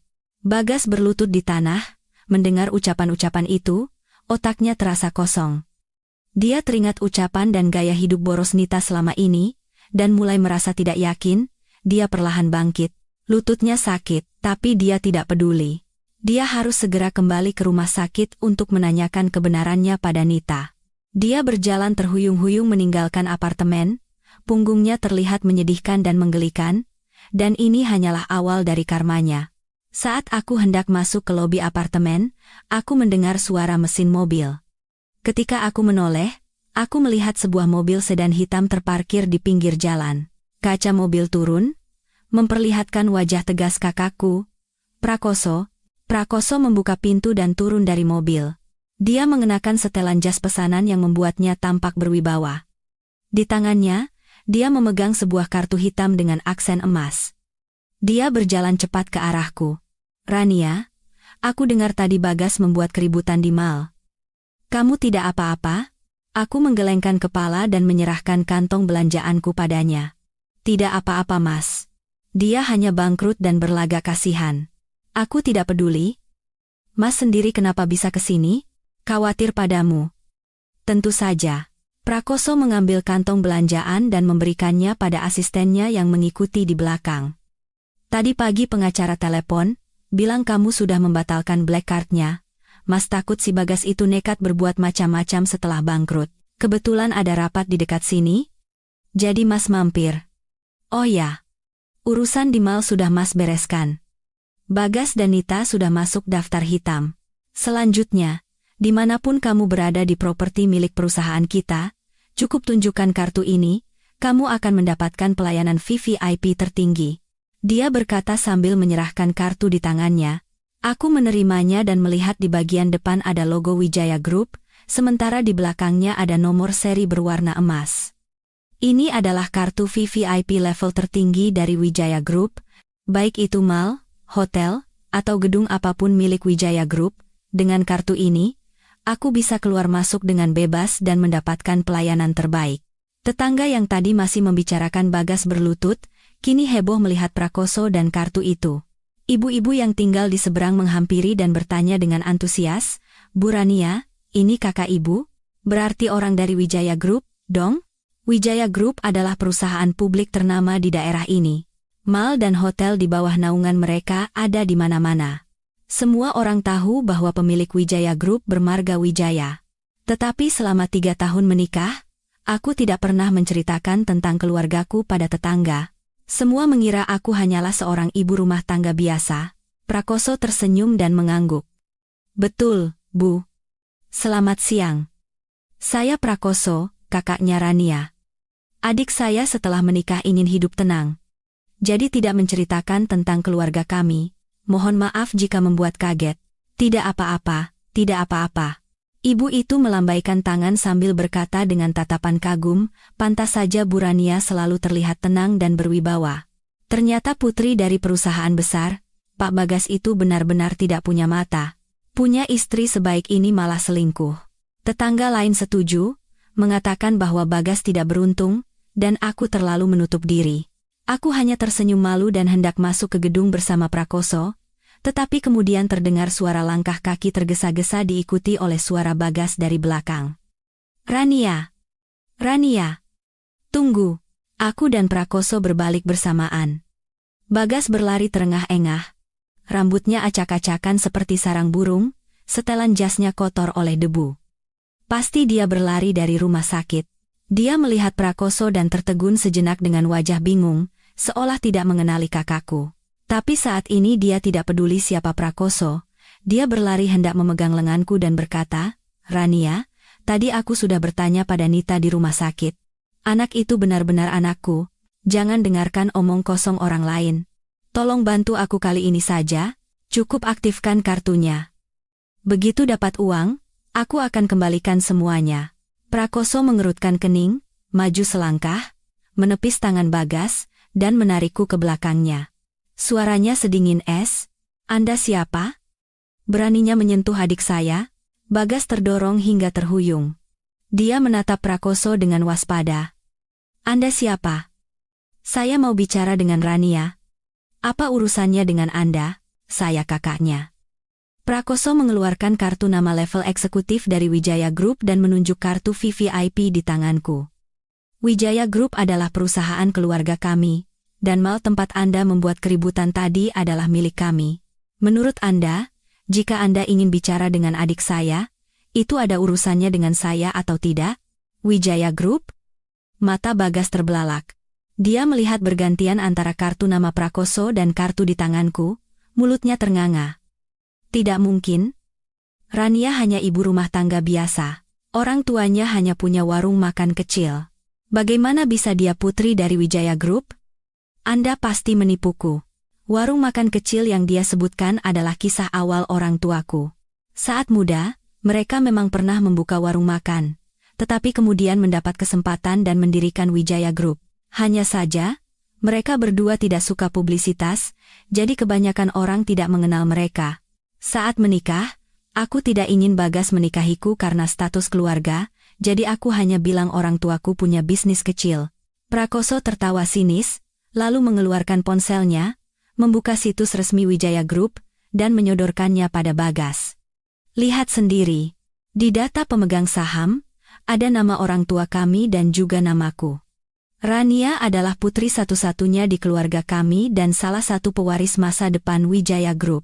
Menurutmu, apa kami perlu menipu orang sepertimu? Bagas mengambil ponsel itu dengan tangan gemetar dan menatap data pemegang saham di layar. Di sana, ada nama direktur utama dan istrinya, beserta nama Prakoso, dan juga ada foto masa muda orang tuaku yang pernah dia lihat di rumah. Waktu itu, aku bilang itu foto saat orang tuaku membuka warung makan, dia bahkan menertawakannya. Sekarang melihat foto itu lagi, wajah Bagas pucat seperti kertas. Ponsel di tangannya jatuh ke tanah. Akhirnya dia mengerti apa yang telah dia lewatkan selama 3 tahun ini. Dia pikir dia menikahi seorang ibu rumah tangga biasa, tetapi sebenarnya dia menikahi putri seorang konglomerat dengan aset triliunan. Dia menggunakan uang Rania seperti uang receh, tanpa pernah tahu bahwa uang itu hanyalah sebagian kecil dari kekayaan Rania. Dia memilih meninggalkan istri yang bisa membuatnya hidup nyaman selama 30 tahun demi seorang selingkuhan yang hanya mencintai hartanya. Tidak. Tidak mungkin. Bagas terduduk di tanah, memungut ponsel itu, dan berkata dengan suara bergetar, Rania, kenapa kau tidak memberitahuku? Kenapa kau tidak bilang kau putri Wijaya Group? Aku melihat kondisinya yang hancur, tidak merasa kasihan sedikit pun. Aku berkata dengan dingin. Kalau aku memberitahumu, apa yang akan berubah? Dengan sifatmu, jika kau tahu tentang keluargaku, kau pasti akan semakin serakah. Mungkin kau akan mencari cara untuk merebut seluruh Wijaya Group. Bagas, kondisimu hari ini bukan karena aku tidak memberitahumu statusku, tetapi karena keserakahan dan perselingkuhanmu sendiri. Prakoso melangkah maju dan memperingatkan Bagas. Saya peringatkan, jangan pernah mengganggu adik saya lagi. Utangmu pada adik saya, segera kembalikan. Kalau tidak, Wijaya Group tidak akan membiarkanmu. Bagas masih terduduk di tanah, menatap kosong, bergumam, aku salah. Aku benar-benar salah. Tetangga yang menonton tidak merasa kasihan, malah berpikir dia pantas mendapatkannya. Prakoso tidak memandangnya lagi. Dia menggandeng tanganku masuk ke apartemen. Di dalam lift, Prakoso menatapku dan berkata dengan kasihan, Rania, kamu sudah menderita karena orang itu. Maafkan Mas, ya. Aku menggelengkan kepala dan tersenyum. Tidak apa-apa, Mas. Sekarang aku baik-baik saja. Begitu aku dan Prakoso sampai di unit apartemen, lampu sensor di lorong menyala. Saat aku sedang membungkuk untuk mengganti sepatu, bel pintu berbunyi. Prakoso melihat interkom dan memberitahuku, pengacara datang. Aku mengangguk. Prakoso membuka pintu. Pengacara masuk membawa tas kerja hitam dengan wajah serius. Ibu Rania. Pak Prakoso, saya baru saja mendapatkan bukti rinci mengenai penggelapan aset selama pernikahan oleh Pak Bagas. Saya segera datang untuk memberikannya dan memberitahukan langkah hukum selanjutnya. Sementara Prakoso membuatkan teh untuk pengacara, aku duduk di sofa, melihat tumpukan dokumen tebal yang dikeluarkan pengacara dari tasnya. Ibu Rania, sebelumnya Ibu meminta saya untuk menyelidiki apakah Pak Bagas diam-diam menggelapkan aset. Sekarang sudah ada hasilnya. Ini adalah daftar mutasi rekening bank Pak Bagas selama setahun terakhir. Terlihat bahwa pada bulan Juni tahun lalu, dia mentransfer 200 juta rupiah dari kartu keluarga yang Ibu Rania buatkan ke rekening Ibu Nita, dengan keterangan sebagai pinjaman, tetapi sebenarnya tidak ada pengembalian sama sekali. Dan ini, pada bulan September tahun lalu, dia menggunakan uang Ibu Rania untuk membeli jam tangan seharga 150 juta sebagai hadiah untuk Ibu Nita. Ada struk dari toko dan foto di media sosial Ibu Nita sebagai bukti. Selain itu, dia juga diam-diam menjual lukisan, yang merupakan harta bawaan sebelum menikah milik Ibu Rania, kepada temannya seharga 100 juta, lalu uangnya digunakan untuk membeli tas bermerek untuk Ibu Nita. Aku mengambil daftar mutasi itu dan melihat catatan yang tertera dengan jelas, tapi hatiku tetap tenang. Aku sudah menduga Bagas akan melakukan hal seperti ini, tapi tidak menyangka dia akan seserakah ini, bahkan sampai menjual harta bawaanku. Aku mengangkat wajah dan bertanya pada pengacara, bukti-bukti ini cukup? Lebih dari cukup, jawab pengacara dengan tegas. Menurut hukum perdata, jika selama pernikahan salah satu pihak menjual harta bersama secara sepihak atau menjual harta bawaan pihak lain dapat menuntut pengembalian aset tersebut. Dan dalam pembagian harta gono gini, bagian pihak yang bersalah dapat dikurangi atau bahkan dihilangkan. Tindakan Pak Bagas termasuk penggelapan aset dengan niat buruk, jadi, kita tidak hanya bisa menuntutnya mengembalikan semua uang dan aset, tetapi juga bisa menuntut ganti rugi dalam kasus hukum yang akan datang. Prakoso yang duduk di sebelahku mengerutkan kening dan berkata, bukan hanya mengembalikan aset, tapi dia juga harus menerima akibatnya. Beraninya menyentuh barang milik Wijaya Group, benar-benar tidak tahu diri. Tiba-tiba, bel pintu berbunyi lagi, kali ini dengan tergesa-gesa seolah ada yang mau mendobrak. Prakoso melihat interkom dan cemberut, Bagas. Aku tertawa sinis. Benar-benar tidak tahu malu, masih berani datang lagi, buka saja pintunya. Kebetulan aku mau menunjukkan bukti-bukti ini padanya. Begitu Prakoso membuka pintu, Bagas menerobos masuk. Dia masih mengenakan setelan jas yang kusut, rambut acak-acakan, dan matanya merah. Pasti dia menunggu di bawah selama ini. Dia melihat dokumen di tangan pengacara dan terkejut sejenak, tapi masih memaksakan diri membantah. Rania, panggil pengacara untuk apa? Mau menuntutku? Sudah kubilang, uang itu kau berikan padaku, bukan penggelapan, Pengacara berdiri dan menyodorkan daftar mutasi rekening serta foto-foto bukti pada Bagas. Pak Bagas, silakan lihat baik-baik. Ini daftar transfer 200 juta yang Anda kirim ke rekening Ibu Nita. Ini struk jam tangan seharga 150 juta. Dan ini bukti penjualan lukisan, harta bawaan Ibu Rania. Semua bukti ini jelas. Uang yang diberikan Ibu Rania adalah untuk biaya hidup sehari-hari atas dasar hubungan suami istri, bukan untuk Anda belikan barang untuk pihak ketiga. Dan tindakan Anda menjual harta bawaan Ibu Rania secara sepihak adalah tindakan yang jelas-jelas melanggar hukum. Bagas merebut dokumen itu dan membukanya dengan tangan gemetar. Semakin banyak halaman yang dia buka, wajahnya semakin pucat. Saat melihat bukti penjualan lukisan, dia marah besar dan melempar dokumen itu ke lantai. Lukisan itu, Rania sendiri yang menyuruhku menjualnya. Dia bilang sudah bosan dan menyuruhku menjualnya pada teman.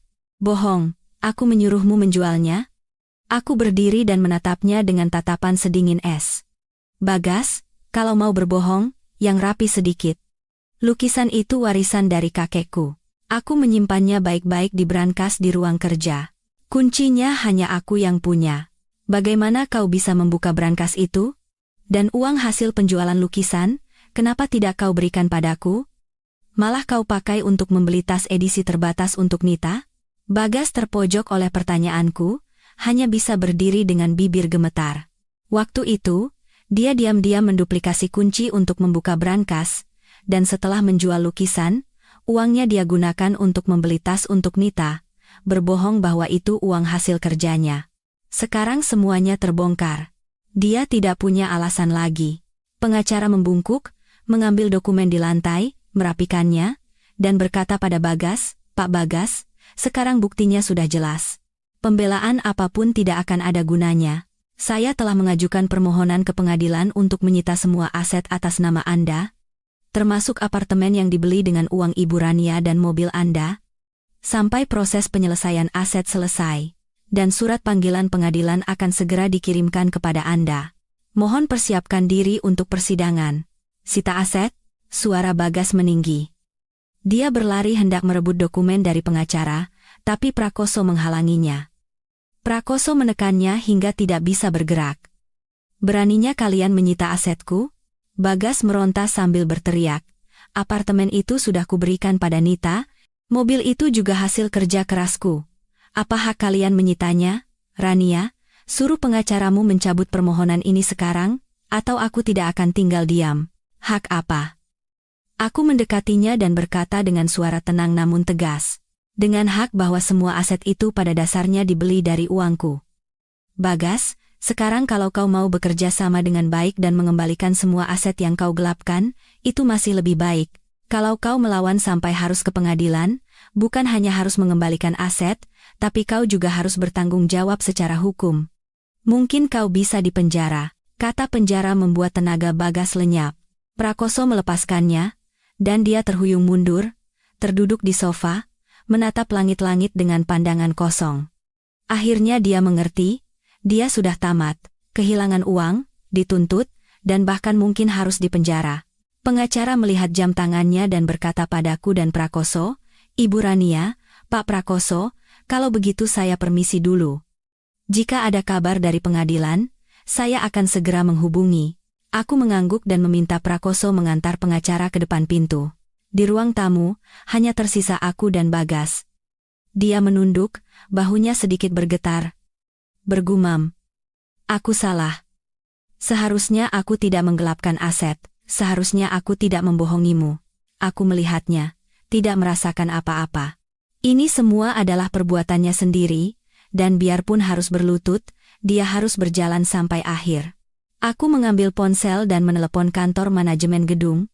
Selamat siang. Manajemen gedung? Saya Rania dari unit 1808. Ada orang yang membuat keributan di depan unit saya. Tolong kirim 2 petugas untuk mengusirnya. Kalau masih mengamuk, panggil saja polisi. Setelah menutup telepon, aku menatap Bagas dan berkata, pergilah, dan jangan kembali lagi. Tunggu saja surat panggilan pengadilan di rumahmu. Bagas mengangkat wajahnya, matanya penuh penyesalan. Saat dia hendak mengatakan sesuatu, petugas dari manajemen gedung datang dan memegangi lengannya dari kedua sisi. Dia meronta sambil berteriak, "Rania, aku salah. Beri aku kesempatan sekali lagi." Petugas menyeretnya keluar dari ruangan. Saat pintu tertutup, aku mendengar teriakannya perlahan menghilang. Aku berjalan ke jendela, melihatnya diseret keluar dari apartemen seperti anjing yang dibuang pemiliknya. Prakoso datang dan menepuk bahuku pelan. "Jangan pedulikan orang seperti itu.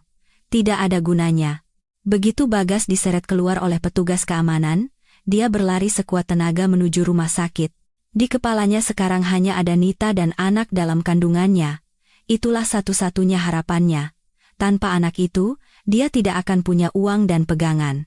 Sesampainya di UGD, dia melihat lampu di depan ruang operasi masih menyala merah. Arini, teman Nita, duduk di kursi panjang dengan mata sembab. Bagas berlari menghampiri Arini dan bertanya dengan suara bergetar. "Arini, bagaimana keadaan Nita? Anaknya selamat?" Arini menepis tangannya dan berkata dengan marah, "Baru datang sekarang, tadi kemana saja?" "Nita masuk ruang operasi dari pagi, bayanganmu saja tidak kelihatan. Di telepon juga tidak diangkat. Dokter baru saja keluar dan bilang kondisinya tidak baik, mungkin anaknya tidak bisa diselamatkan." "Tidak bisa diselamatkan?" Kaki Bagas lemas hingga nyaris tersungkur. Dia harus bersandar di dinding, kepalanya terasa kosong. "Bagaimana bisa? Tadi pagi masih baik-baik saja." "Baik-baik saja?" Arini tertawa sinis. "Kamu pikir kenapa tiba-tiba Nita sakit perut? Itu semua karenamu, Dimal. Ketahuan sama Bu Rania kalau kamu benalu, ditambah lagi tidak punya uang untuk bayar sampai harus malu. Nita sedih, jadi bertengkar denganmu sampai emosinya meledak, makanya jadi begini. Dan sekarang, kamu bahkan tidak bisa bayar biaya rumah sakit. Dokter bilang harus bayar dulu, baru bisa melanjutkan perawatan." Saat itulah, Bagas baru teringat soal pembayaran. Dia merogoh sakunya, tapi di dompetnya hanya ada uang tunai beberapa ratus ribu.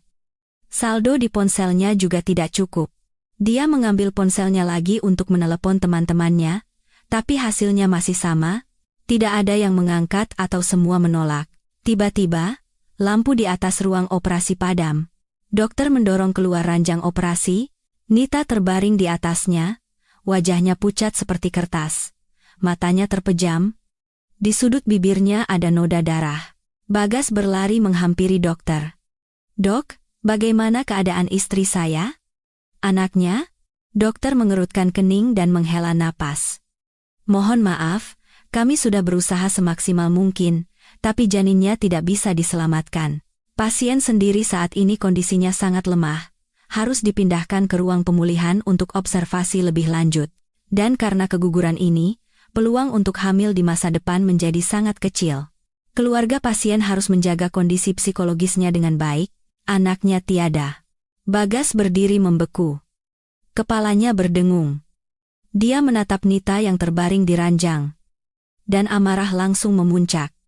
Anaknya tiada. Harapan terakhirnya lenyap.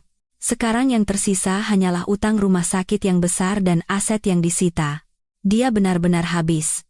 Nita perlahan membuka matanya. Melihat Bagas, air mata langsung mengalir. Dia berkata dengan suara lemah, "Mas Bagas, anak kita sudah tidak ada." Bagas yang sudah kesal, mendengar tangisan Nita, emosinya meledak. Dia menepis tangan dokter, berlari ke ranjang, menunjuk wajah Nita, dan berteriak, "Menangis. Menangis memangnya bisa mengubah apa? Kalau kamu tidak mengamuk pada Rania Dimal, kalau kamu tidak emosian, anak kita tidak akan kenapa-kenapa. Sekarang anak sudah tidak ada, biaya rumah sakit tidak ada yang bayar, aku juga dituntut Rania sampai asetku disita semua. Kamu memang perempuan pembawa sial.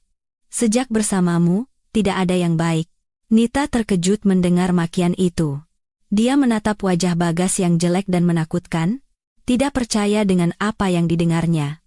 Dia mencoba bangkit dengan susah payah meski masih kesakitan. "Bagas, bagaimana bisa kamu bicara seperti itu padaku? Anak di dalam kandunganku juga anakmu. Kamu tidak punya uang untuk bayar biaya rumah sakit, makanya dokter tidak bisa menyelamatkan anak kita, kan? Kita jadi begini karena kamu menumpang hidup pada Rania sampai ketahuan, kan? Sekarang malah menyalahkanku? Bagas semakin marah. Dia mengangkat tangannya hendak menampar Nita, tapi seorang perawat di sebelahnya menahannya. Perawat itu mengerutkan kening dan berkata, "Pak, tenang. Pak, pasien baru saja selesai operasi, butuh istirahat. Kalau masih seperti ini, silakan keluar." Bagas berhasil menahan diri karena dilarang perawat, tapi tatapannya pada Nita masih penuh amarah. "Jangan membantah. Yang paling penting sekarang biaya rumah sakit, cepat cari cara. Perhiasan dan tas yang pernah kubelikan, jual semua. Ambil uangnya untuk bayar biaya rumah sakit dulu. Jual perhiasan dan tasku?"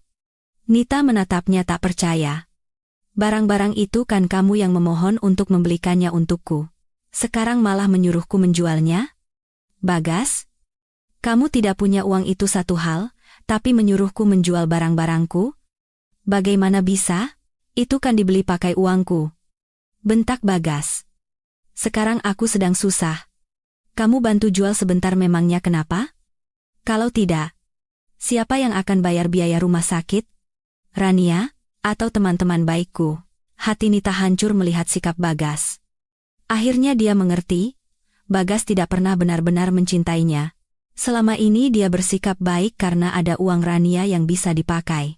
Sekarang setelah tidak punya uang, sifat aslinya keluar. Bukan hanya tidak peduli dengan kondisi tubuhnya, tapi juga memaksanya menjual barang dan memakinya sebagai pembawa sial. Tiba-tiba dia merasa dingin di sekujur tubuhnya. Air matanya semakin deras mengalir. Dia tidak berkata apa-apa lagi, memalingkan wajahnya. Arini yang berdiri di sebelahnya tidak tahan lagi. Dia menunjuk Bagas dan berkata, "Pak Bagas, Anda keterlaluan. Nita baru saja kehilangan anaknya, badannya juga masih lemah. Bukannya peduli, malah memakinya dan menyuruhnya menjual barang. Anda ini manusia atau bukan?" Sekarang Bagas tidak punya mood untuk mempedulikan ucapan Arini. Di kepalanya hanya ada biaya rumah sakit dan aset yang disita. Dia menatap Nita yang terbaring di ranjang dan para perawat di sekitarnya, lalu sebuah ide muncul di benaknya. Tidak bisa tinggal di sini lebih lama lagi, rumah sakit akan terus menagih uang. Kalau tidak bisa bayar, bisa-bisa dia ditahan. Dia menggertakkan gigi, lalu perlahan mundur diam-diam, sebelum akhirnya berbalik dan lari keluar dari rumah sakit. Arini melihatnya lari dan berteriak, "Pak Bagas, jangan pergi. Bayar dulu biaya rumah sakit Nita." Tapi Bagas tidak mendengarkan, dia berlari semakin cepat hingga menghilang di ujung koridor. Nita mendengar teriakan Arini dan menoleh. Melihat Bagas telah kabur, dia tidak bisa menahan air matanya lagi. Dia menyembunyikan wajahnya di bantal dan menangis sejadi-jadinya. "Mas Bagas, kembali. Jangan tinggalkan aku." Seorang perawat datang memberikan tisu dan menghela napas. "Sudah, jangan sedih. Laki-laki seperti itu tidak ada gunanya. Cepat hubungi keluargamu untuk membayar biaya rumah sakit. Kesehatanmu yang paling penting." Nita menangis sambil menggelengkan kepala. "Aku tidak punya keluarga lagi. Orang tuaku sudah lama meninggalkanku." Arini datang dan menepuk punggungnya pelan. "Nita, jangan khawatir. Biaya rumah sakit biar aku yang bayar dulu. Nanti kita tagih dari Bagas. Tapi kamu sudah lihat kan? Orang seperti Bagas itu bagaimana? Jangan pernah bertemu dengannya lagi, ya." Nita mengangguk, hatinya penuh penyesalan dan kebencian. Dia menyesal karena terbuai kemewahan hingga bertemu dengan benalu seperti Bagas, dan marah pada kekejaman Bagas yang meninggalkannya di saat tersulit. Bagas lari dari rumah sakit dan berjalan terhuyung-huyung menuju perusahaannya.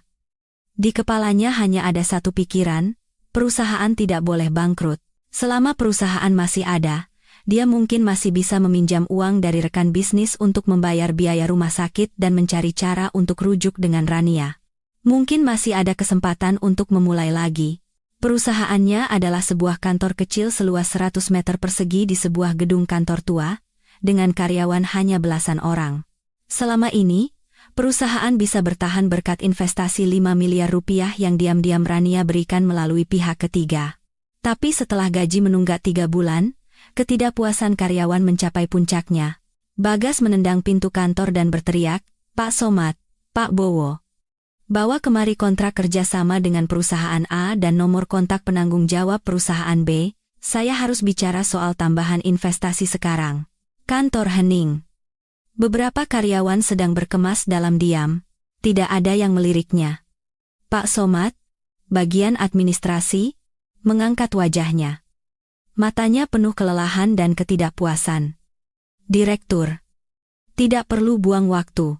Tadi perusahaan A baru saja mengirim surat pemutusan kontrak. Mereka akan menghentikan semua kerjasama dengan kita. Perusahaan B juga sudah menelepon, bilang tidak akan bekerja sama dengan kita lagi.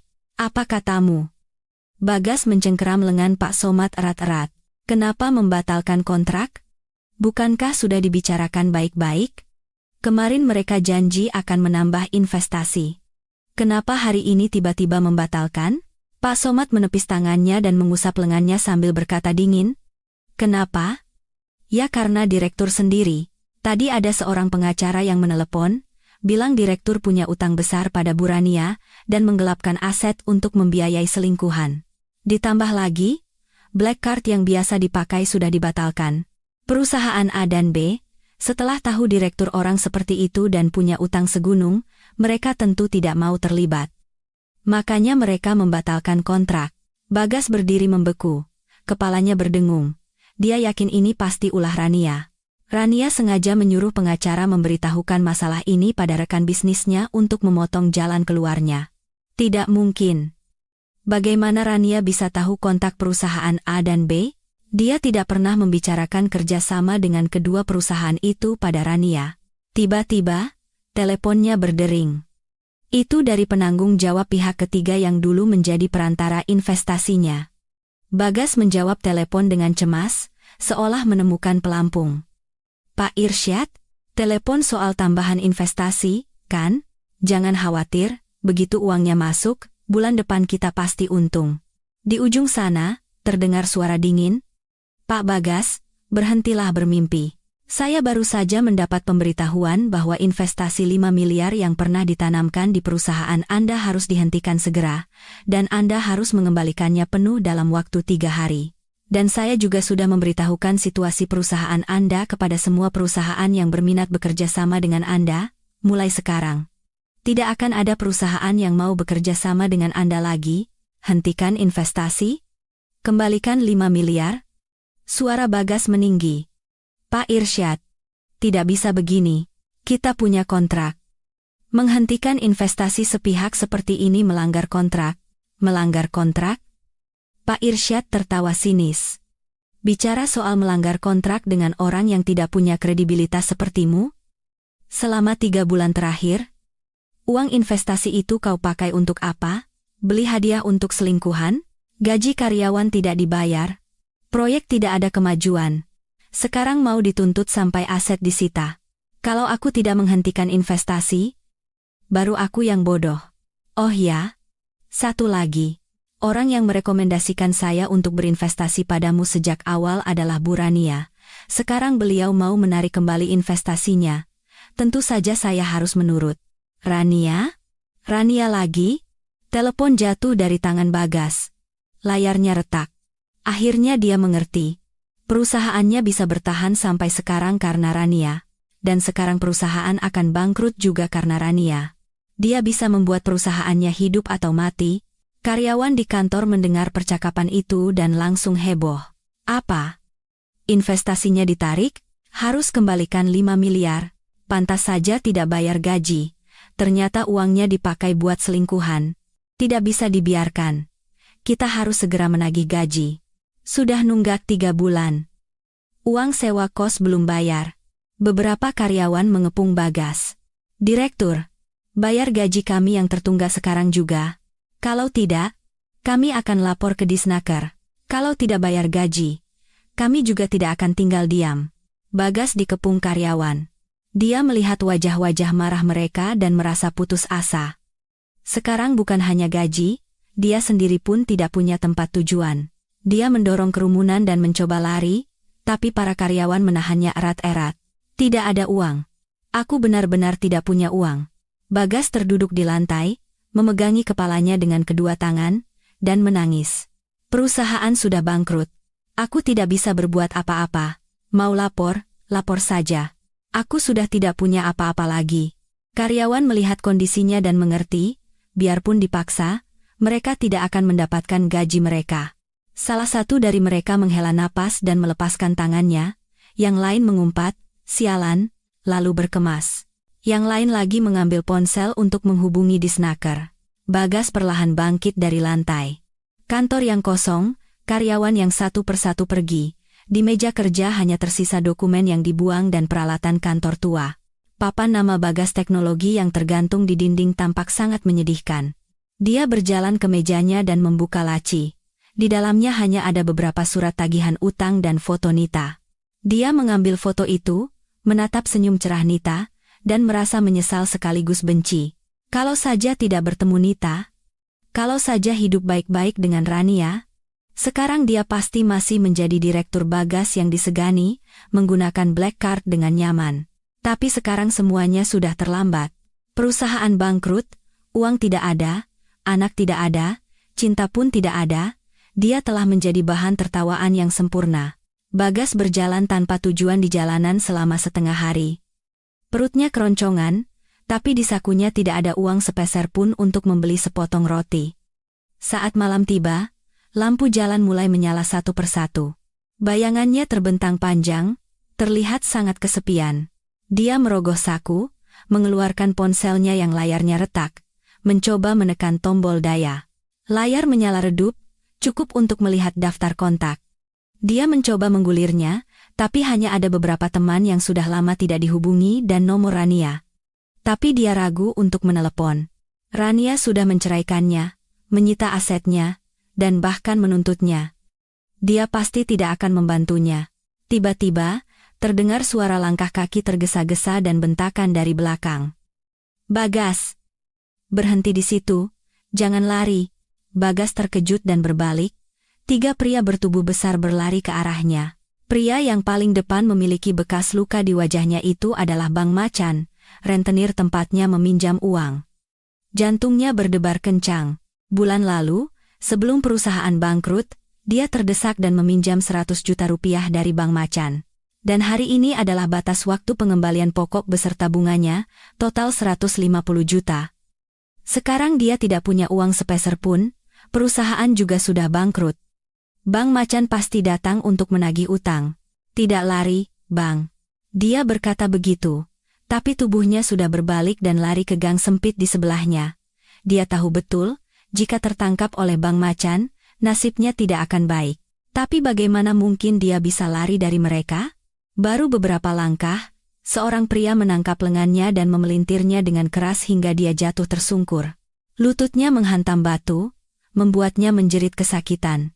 Bang Macan perlahan mendekat, berjongkok, dan menginjak punggungnya.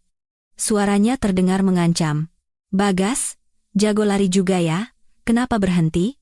Utang 150 juta, hari ini jatuh tempo. Bagas tengkurap di tanah, terengah-engah kesakitan, berkata dengan suara bergetar, Bang, minta waktu 2-3 hari lagi. Ya, perusahaan saya bangkrut, benar-benar tidak punya uang. Kalau sudah dapat kerja, saya pasti langsung bayar. 2-3 hari? Bang Macan tertawa sinis dan menekan punggungnya lebih keras. Bulan lalu juga sudah minta waktu, kan? Katanya perusahaan mau bangkit lagi. Hasilnya bagaimana? Perusahaan bangkrut, mau kabur, sudah kubilang. Di dunia ini, tidak ada yang pinjam uang dariku lalu tidak bayar. Anak buahnya menimpali. Bang, tidak perlu bicara lagi sama dia. Tidak punya uang, potong saja satu tangan atau kakinya. Biar tidak berani ingkar janji lagi. Bagas ketakutan setengah mati. Dia buru-buru berkata, Jangan, Bang. Jangan potong tangan atau kaki. Saya punya uang. Saya bisa cari uang. Di kepalanya, tiba-tiba teringat Rania. Meskipun dia tahu Rania mungkin tidak akan membantu, dalam situasi seperti ini, dia harus mencoba segalanya. Dia bangkit dengan susah payah. Darah mengalir dari lututnya, tapi dia tidak peduli rasa sakit. Dia mengeluarkan ponselnya yang retak dari saku, dan menelepon Rania dengan tangan gemetar. Telepon berdering lama, lalu ada yang menjawab. Itu suara dingin Rania. Halo, Rania. Ini aku. Bagas. Suara Bagas bergetar. Tolong. Rania. Tolong aku. Aku pinjam uang dari rentenir, Bang Macan, 150 juta. Dia mau potong tangan dan kakiku. Bisa pinjamkan uang 150 juta? Aku janji akan mengembalikannya. Aku rela jadi budakmu seumur hidup. Bang Macan berdiri melipat tangan, tertawa sinis, menatapnya seolah ingin tahu apakah Rania akan membantunya. Di ujung sana, hening sejenak, lalu terdengar jawaban dingin Rania. Bagas, kamu pinjam uang dari rentenir. Apa hubungannya denganku? Kamu yang pinjam sendiri, dan kamu pakai uangnya dengan Nita sampai habis. Sekarang tidak bisa bayar, baru datang memohon padaku. Kamu pikir aku akan membantumu? Rania. Aku salah. Aku benar-benar salah. Kata Bagas sambil menangis. Mulai sekarang aku tidak akan bertemu Nita lagi. Tidak akan serakah lagi. Aku hanya ingin hidup. Tolong kasihanilah aku. Bantu aku kali ini saja. Kasihan? Suara Rania diwarnai tawa sinis. Saat kamu memakai uangku untuk membeli cincin berlian dan apartemen untuk Nita, apa kamu pernah mengasihaniku? Saat kamu bekerja sama dengan Nita untuk memaksaku bercerai dan mengusirku dari rumah tanpa apa-apa, apa kamu pernah mengasihaniku? Bagas, kondisimu hari ini adalah karena perbuatanmu sendiri, tidak ada hubungannya denganku. Utangmu? Bayar sendiri? Jangan hubungi aku lagi. Selesai bicara, Rania menutup telepon. Hanya terdengar nada sambung putus. Bagas memegang ponselnya, berdiri membeku. Air mata membasahi pipinya, hatinya dipenuhi keputusasaan. Dia tahu, Rania benar-benar tidak akan membantunya. Dia sudah tamat. Bang Macan melihat sikapnya dan tahu Rania tidak membantu. Wajahnya masam. Sepertinya tidak ada yang mau membantumu, ya. Tidak punya uang untuk bayar, jangan salahkan aku. Dia mengangguk pada anak buahnya. Dua orang anak buahnya segera menangkap lengan Bagas dan mendorongnya ke dinding. Bang Macan mengangkat tinjunya dan menghantam perut Bagas dengan keras. Arga! Bagas berteriak kesakitan dan membungkuk. Keringat dingin langsung keluar. Bang Macan tidak berhenti, dia menghajar wajahnya berkali-kali. Darah mengalir dari hidung Bagas, bibirnya bengkak. Dia meronta, tapi kedua anak buahnya menahannya erat-erat. Dia hanya bisa pasrah menerima pukulan Bang Macan, beraninya ingkar janji. Mau main-main denganku, hah, bentak Bang Macan sambil terus memukul. Suara pukulan terdengar keras. Orang-orang yang lewat melihat kejadian itu, ketakutan, dan cepat-cepat pergi. Tidak ada yang berani menolong. Setelah memukul selama 10 menit, Bang Macan akhirnya berhenti. Dia terengah-engah, menatap Bagas yang terbaring pingsan di tanah. Tubuh Bagas penuh luka, wajahnya berlumuran darah. Dia terbaring tak bergerak, hanya napasnya yang lemah menandakan dia masih hidup. Bang Macan berjongkok dan menepuk pipi Bagas pelan. Bagas, aku beri kamu waktu 3 hari. Kalau dalam 3 hari kamu belum bisa kembalikan 150 juta, satu kakimu jadi milikku. Ingat, aku tidak main-main. Selesai bicara, Bang Macan dan kedua anak buahnya pergi, meninggalkan Bagas sendirian di gang yang dingin. Dia terbaring di tanah, bernapas dengan susah payah, dia menatap langit sempit dari celah gang, air mata dan darah bercampur di tanah. Dia teringat kehidupannya dulu. Meskipun bergantung pada uang Rania, setidaknya dia tidak perlu khawatir soal makan, bahkan dikagumi orang lain. Tapi sekarang, dia kehilangan segalanya. Dihajar penagih utang, ditinggalkan Rania, tidak ada yang menolongnya. Dia perlahan bangkit dan berjalan terseok-seok keluar dari gang. Tidak tahu harus kemana. Angin malam terasa menusuk. Dia tahu, jika dalam 3 hari tidak bisa mendapatkan 150 juta, Bang Macan pasti akan memotong kakinya. Tapi sekarang, dia tidak punya uang sepeser pun. Tidak punya tempat tinggal. Bagaimana bisa mendapatkan uang sebanyak itu? Aku duduk di ruang kerja Direktur Utama salah satu anak perusahaan Wijaya Group, melihat laporan kinerja bulanan yang baru dicetak, dan tersenyum. Setelah aku mengambil alih posisi ini sebulan, kinerja perusahaan meroket dari rata-rata 300 miliar per bulan menjadi 1 triliun, melampaui target lebih dari 2 kali lipat. Pintu ruang kerja terbuka pelan. Bu Susi, asistenku, masuk membawa secangkir kopi. Dia berkata dengan wajah bersemangat, Ibu Direktur hebat sekali. Anak perusahaan kita kinerjanya merosot selama setengah tahun terakhir sampai kantor pusat hampir menutupnya. Begitu Ibu datang, omsetnya langsung menembus 1 triliun. Tadi kantor pusat baru saja telepon, bilang akan memberikan bonus untuk semua karyawan. Aku menerima kopi dan tersenyum. Bukan hanya hasil kerjaku, ini hasil kerja tim kita semua. Oh ya, rapat kerja sama dengan Pak Aditya siang ini sudah siap, kan? Sudah siap semua, Bu. Bu Susi mengangguk. Sudah konfirmasi dengan pihak Pak Aditya, beliau akan tiba tepat waktu jam 2 siang.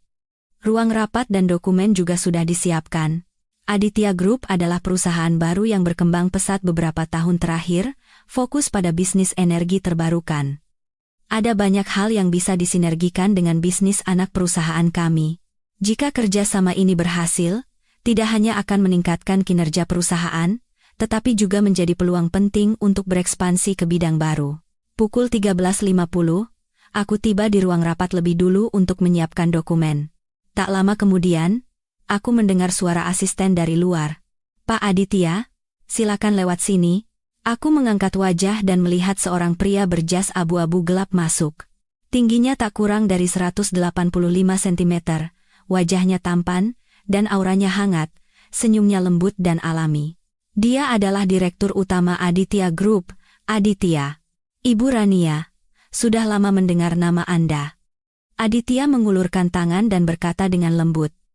Saya dengar di Wijaya Group ada seorang eksekutif wanita yang muda dan hebat. Hari ini bertemu, memang benar seperti yang dikatakan orang. Aku menjabat tangannya. Tangannya hangat dan genggamannya pas. Pak Aditya terlalu memuji. Saya juga sudah lama mendengar nama Anda. Kesuksesan Aditya Group di bidang energi terbarukan menjadi sorotan seluruh industri. Begitu kami duduk, rapat kerjasama dimulai.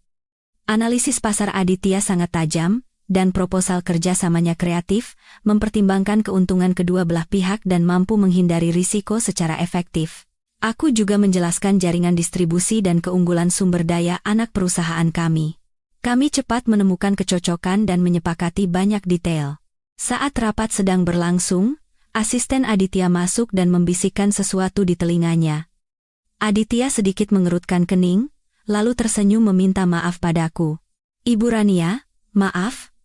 Saya ada urusan mendesak yang harus saya tangani sebentar. Mungkin sekitar 10 menit.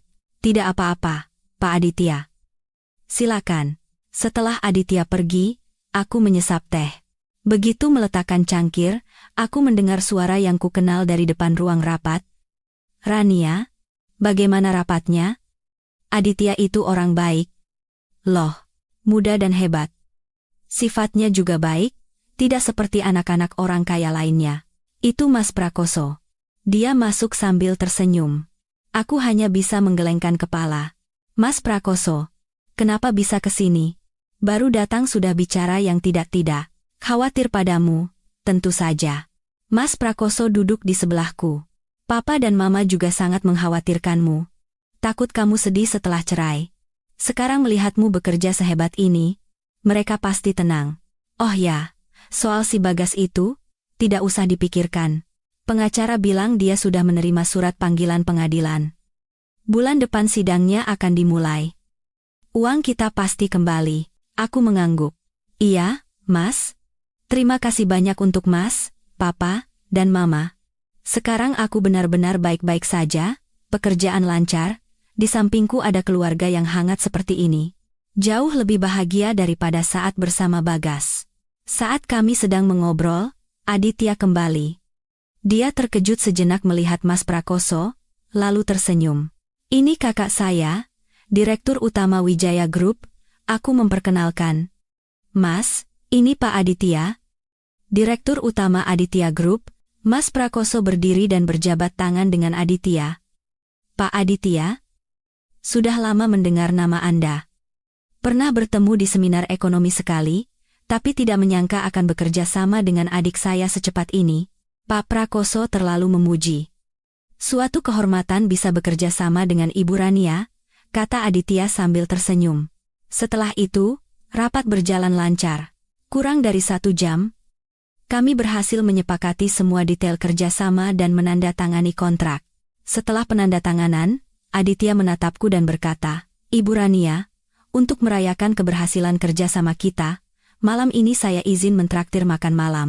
Apakah Pak Prakoso dan Ibu Rania bersedia?" Mas Prakoso langsung menjawab, "Tentu saja bersedia.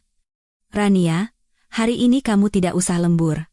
Pergi makan malam dengan Pak Aditya dan lanjutkan diskusi kerjasama." Aku hanya bisa menatap Mas Prakoso pasrah, lalu mengangguk pada Aditya. "Baik, kalau begitu, merepotkan Anda." Makan malam diadakan di sebuah restoran Indonesia dengan suasana yang nyaman. Makanan disajikan dengan indah dan rasanya luar biasa. Selama makan, Aditya tidak membicarakan pekerjaan, melainkan hobi kami masing-masing. Aku jadi tahu bahwa selain pekerjaan, dia juga suka membaca dan mendaki gunung, dan kami punya banyak kesamaan. Mas Prakoso terus memancing obrolan, membuat suasana menjadi santai dan menyenangkan. Selesai makan, Aditya menawarkan untuk mengantarku pulang. Saat mobil melaju di jalanan yang sepi, lampu malam di luar terlihat indah. Cahaya lampu neon menerpa sisi wajah Aditya, membuatnya terlihat semakin lembut. "Ibu Rania, sebenarnya saya pernah mendengar tentang Anda sebelumnya." Aditya tiba-tiba membuka pembicaraan. "Saya dengar Anda melewati pernikahan yang sulit, tapi saya pikir, orang hebat seperti Anda pantas mendapatkan kehidupan yang lebih baik." Aku terkejut sejenak, lalu tersenyum. "Terima kasih, Pak Aditya. Pengalaman masa lalu memang berat, tapi itu membuat saya tumbuh dewasa. Sekarang saya tahu apa yang saya inginkan dan lebih menghargai kehidupan saat ini." "Baguslah kalau begitu." Aditya menatapku dengan tulus. "Saya harap kita bisa lebih dari sekadar rekan bisnis.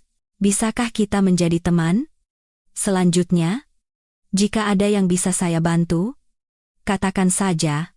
Mobil tiba di depan apartemenku. Aku melepaskan sabuk pengaman dan berkata pada Aditya, "Terima kasih sudah mengantar, Pak Aditya. Hari ini sangat menyenangkan. Mengenai kerjasama ke depannya, mohon bimbingannya." "Tentu saja." Aditya tersenyum. "Ibu Rania juga istirahat yang cukup. Sampai jumpa besok." Turun dari mobil dan melihat mobil Aditya menghilang dalam kegelapan, aku merasa hangat di hati. Setelah bercerai, awalnya aku merasa hampa, tapi perlahan-lahan menjadi kuat, dan sekarang mulai merasa nyaman. Bukan hanya mendapatkan diriku kembali, tapi juga bertemu dengan orang yang hebat dan tulus seperti Aditya. Kehidupan baruku baru saja dimulai, dan aku tahu, kedepannya akan ada banyak hal baik menantiku. Aku berbaring di tempat tidur, membuka ponsel, dan melihat ada pesan dari pengacara. "Ibu Rania, saat ini Pak Bagas tidak bisa dihubungi. Kontrakannya juga sudah kosong. Kemungkinan dia sedang melarikan diri. Tapi jangan khawatir, meskipun dia kabur, pengadilan akan tetap menggelar sidang secara in absentia dan putusan akan tetap keluar. Asetnya akan tetap disita sesuai jadwal." Aku menjawab, "Terima kasih banyak," lalu meletakkan ponsel dan memejamkan mata. Apapun keadaan Bagas sekarang, aku tidak peduli lagi. Akhir hidupnya adalah hasil perbuatannya sendiri, tidak ada hubungannya denganku. Sekarang, aku akan fokus pada pekerjaan dan hidupku, merawat orang-orang di sekitarku, dan menjalani setiap hari untuk diriku sendiri. Tidak akan lagi membiarkan orang jahat menggoyahkan hidupku. Pada akhir pekan yang cerah, Aditya mengajakku berbelanja di mall yang pernah kudatangi sebelumnya. Setelah insiden Bagas, aku tidak pernah kembali ke sana. Kali ini, Aditya bilang ingin memilihkan kalung untukku sebagai perayaan awal yang sukses dari proyek kerja sama kami. Sulit untuk menolak, jadi aku setuju. Mobil berhenti di depan mall. Aditya turun dan membukakan pintu untukku dengan sopan. Aku mengenakan gaun berwarna gading dengan mantel sutra abu-abu muda, sementara Aditya mengenakan setelan kasual. Saat kami berdiri bersama, orang-orang yang lewat melirik kami. "Saya dengar mall ini milik Wijaya Group, ya?" kata Aditya sambil berjalan dengan tatapan penasaran. Aku tersenyum dan mengangguk. "Iya, Papa dan Mama yang membangunnya dulu, lalu Mas Prakoso yang mengelolanya. Dulu waktu bertengkar dengan Bagas juga di toko perhiasan di sini." "Oh, begitu." Aditya menggandeng tanganku dan berkata dengan lembut, Lupakan saja masa lalu. Hari ini, nikmati saja belanjanya. Aku akan memilihkan kalung terindah di dunia untukmu. Di dalam mal penuh sesak. Kami pergi ke bagian pakaian wanita di lantai 4 dulu. Aditya memilihkan beberapa potong pakaian untukku dan menyuruhku mencobanya. Saat aku keluar dari ruang ganti, matanya berbinar. Gaun ini cantik sekali. Membuat kulitmu terlihat lebih cerah. Pramuniaga di sebelahnya menimpali, "Ibu, pacar ibu seleranya bagus sekali. Gaun ini, koleksi terbaru tahun ini, cocok sekali dengan ibu." Wajahku sedikit memerah. Aku hendak menjelaskan bahwa kami hanya rekan bisnis, tapi Aditya berkata lebih dulu, "Terima kasih. Saya ambil yang ini, dan pakaian lain yang tadi saya pilih, tolong dibungkus semua." Aku hanya bisa menatapnya pasrah. Tapi Aditya mengedipkan mata padaku dan berbisik, "Anggap saja ini bonus kesuksesan kerja sama kita."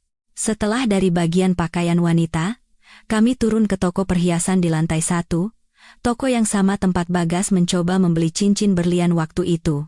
Begitu melihatku, para pramuniaga segera menyambut dengan antusias. "Ibu Rania, sudah datang?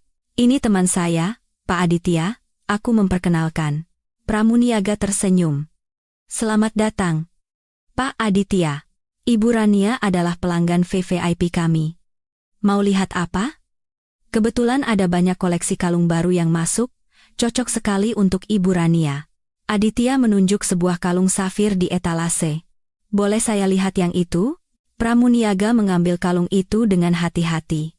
Aditya dengan lembut memakaikannya di leherku, "Cantik sekali. Ambil yang ini saja, ya," aku bercermin. Kalung itu sederhana namun elegan. Safirnya berkilauan di bawah cahaya lampu, sangat indah. Saat aku hendak memberitahu Aditya bahwa itu terlalu mahal, tiba-tiba teleponku berdering. "Itu dari Mas Prakoso." "Rania, di mana?" "Di mal, ya?" "Sama Aditya?" "Iya Mas." "Ada apa?" "Oh, tidak ada apa-apa. Cuma mau bilang, putusan sidang Bagas sudah keluar. Pengadilan memutuskan dia harus mengembalikan semua asetmu, termasuk apartemen itu dan barang-barang yang dibeli dengan uangmu, beserta seluruh bunganya. Tapi petugas pengadilan tidak bisa menemukan Bagas. Kemungkinan dia kabur dari penagih utang ke suatu tempat. Benar-benar jadi anjing jalanan." Suara Mas Prakoso terdengar sinis. "Oh, begitu, Mas. Tidak ketemu juga tidak apa-apa. Asetnya kan sudah disita semua. Kabur juga percuma." Aku menutup telepon. Aditya menatapku dan bertanya dengan khawatir, "Soal Pak Bagas?" Aku mengangguk. "Iya. Putusannya sudah keluar, tapi orangnya menghilang. Tapi tidak apa-apa, aku sudah tidak peduli lagi." Aditya menggenggam tanganku dan berkata dengan lembut, "Kalau begitu, jangan dipikirkan lagi, kita lanjutkan belanja, nanti malam, aku akan ajak kamu makan di restoran Jepang yang tempo hari kamu bilang ingin coba." Aku tersenyum dan mengangguk, lalu berjalan keluar dari toko perhiasan bersama Aditya. Sesampainya di depan mal, aku melihat seorang pengemis di pinggir jalan. Dia mengenakan pakaian lusuh dan kotor, rambutnya panjang dan acak-acakan hingga menutupi separuh wajahnya. Di tangannya ada mangkuk pecah. Dia berlutut di tanah, bergumam, minta sedekahnya, "Pak, Bu." Kebanyakan orang menghindarinya, beberapa ada yang melempar koin. Awalnya aku tidak peduli, hendak mengikuti Aditya ke mobil. Tapi suara pengemis itu terdengar anehnya familiar. Aku berhenti dan menoleh untuk melihat lagi. Pengemis itu mungkin merasa ada yang memperhatikannya, lalu mengangkat wajahnya. Wajahnya penuh debu dan kerutan, rambutnya memutih. Tapi aku langsung mengenalinya, dia adalah Bagas. Matanya merah, wajahnya hitam dan kurus, bibirnya kering dan pecah-pecah, tubuhnya bau. Sama sekali bukan Bagas yang dulu mengenakan setelan jas pesanan dan memamerkan black card. Bagas juga mengenaliku. Matanya terbelalak. Dia mencoba bangkit dengan susah payah, tapi karena sudah lama berlutut, kakinya lemas dan dia kembali terduduk. Dia mengulurkan tangannya seolah ingin memegang ujung bajuku. Bergumam, "Rania, Rania. Ini aku. Bagas. Minta uang sedikit. Aku hampir mati kelaparan." Aditya tanpa sadar berdiri di depanku, melindungiku. Dia mengerutkan kening dan menatap Bagas. Anda mau apa? Bagas menatap Aditya, lalu menatap pakaian bermerek dan kalung safir di leherku, kemudian menunduk melihat keadaannya sendiri. Matanya dipenuhi penyesalan dan iri. Dia perlahan menurunkan tangannya, menunduk, dan berkata dengan suara bergetar, "Tidak. Tidak, apa-apa. Hanya mau minta uang pada Bu Rania. Saya salah. Seharusnya saya tidak mengkhianatinya. Seharusnya saya tidak memakai uangnya untuk membiayai selingkuhan." Dia berkata sambil menangis seperti anak kecil, terlihat menyedihkan dan kasihan. Orang-orang di sekitar berkerumun, menunjuk-nunjuk dan berbisik, "Itu kan laki-laki yang dulu pamer kekayaan di toko perhiasan? Kenapa jadi pengemis? Syukurin. Jadi benalu masih punya selingkuhan. Karma itu nyata. Bu Rania beruntung sekali, ya. Pacarnya yang sekarang tampan dan kaya, jauh beda dengan pengemis itu." Aku melihat keadaan Bagas yang menyedihkan, tidak merasa kasihan sedikit pun. Malah, aku merasa lega. Inilah karmanya, jalan yang dia pilih sendiri. Separah apapun, dia harus menjalaninya sendiri sampai akhir. Aku menarik lengan Aditya dan berkata pelan, "Ayo kita pergi. Tidak perlu buang waktu di sini." Aditya mengangguk dan membantuku masuk ke mobil. Saat mobil perlahan bergerak, aku melihat melalui kaca spion. Bagas masih berlutut di tanah, menatap mobil kami, dan menggumamkan sesuatu, sampai mobil berbelok dan dia tidak terlihat lagi. Aditya menggenggam tanganku dan berkata pelan, "Jangan dipikirkan. Karma sedang bekerja. Dia jadi seperti ini karena perbuatannya sendiri." Aku mengangguk, menatap pemandangan di luar. Hatiku terasa damai. Ya, karma. Bagas telah menerima akibat dari keserakahan dan pengkhianatannya. Sedangkan aku telah terbebas dari bayang-bayang masa lalu dan menemukan kebahagiaanku sendiri. Mulai hari ini, aku akan fokus bekerja dan menikmati hidupku. Aku tahu, ke depannya, hanya akan ada hal-hal baik yang menantiku.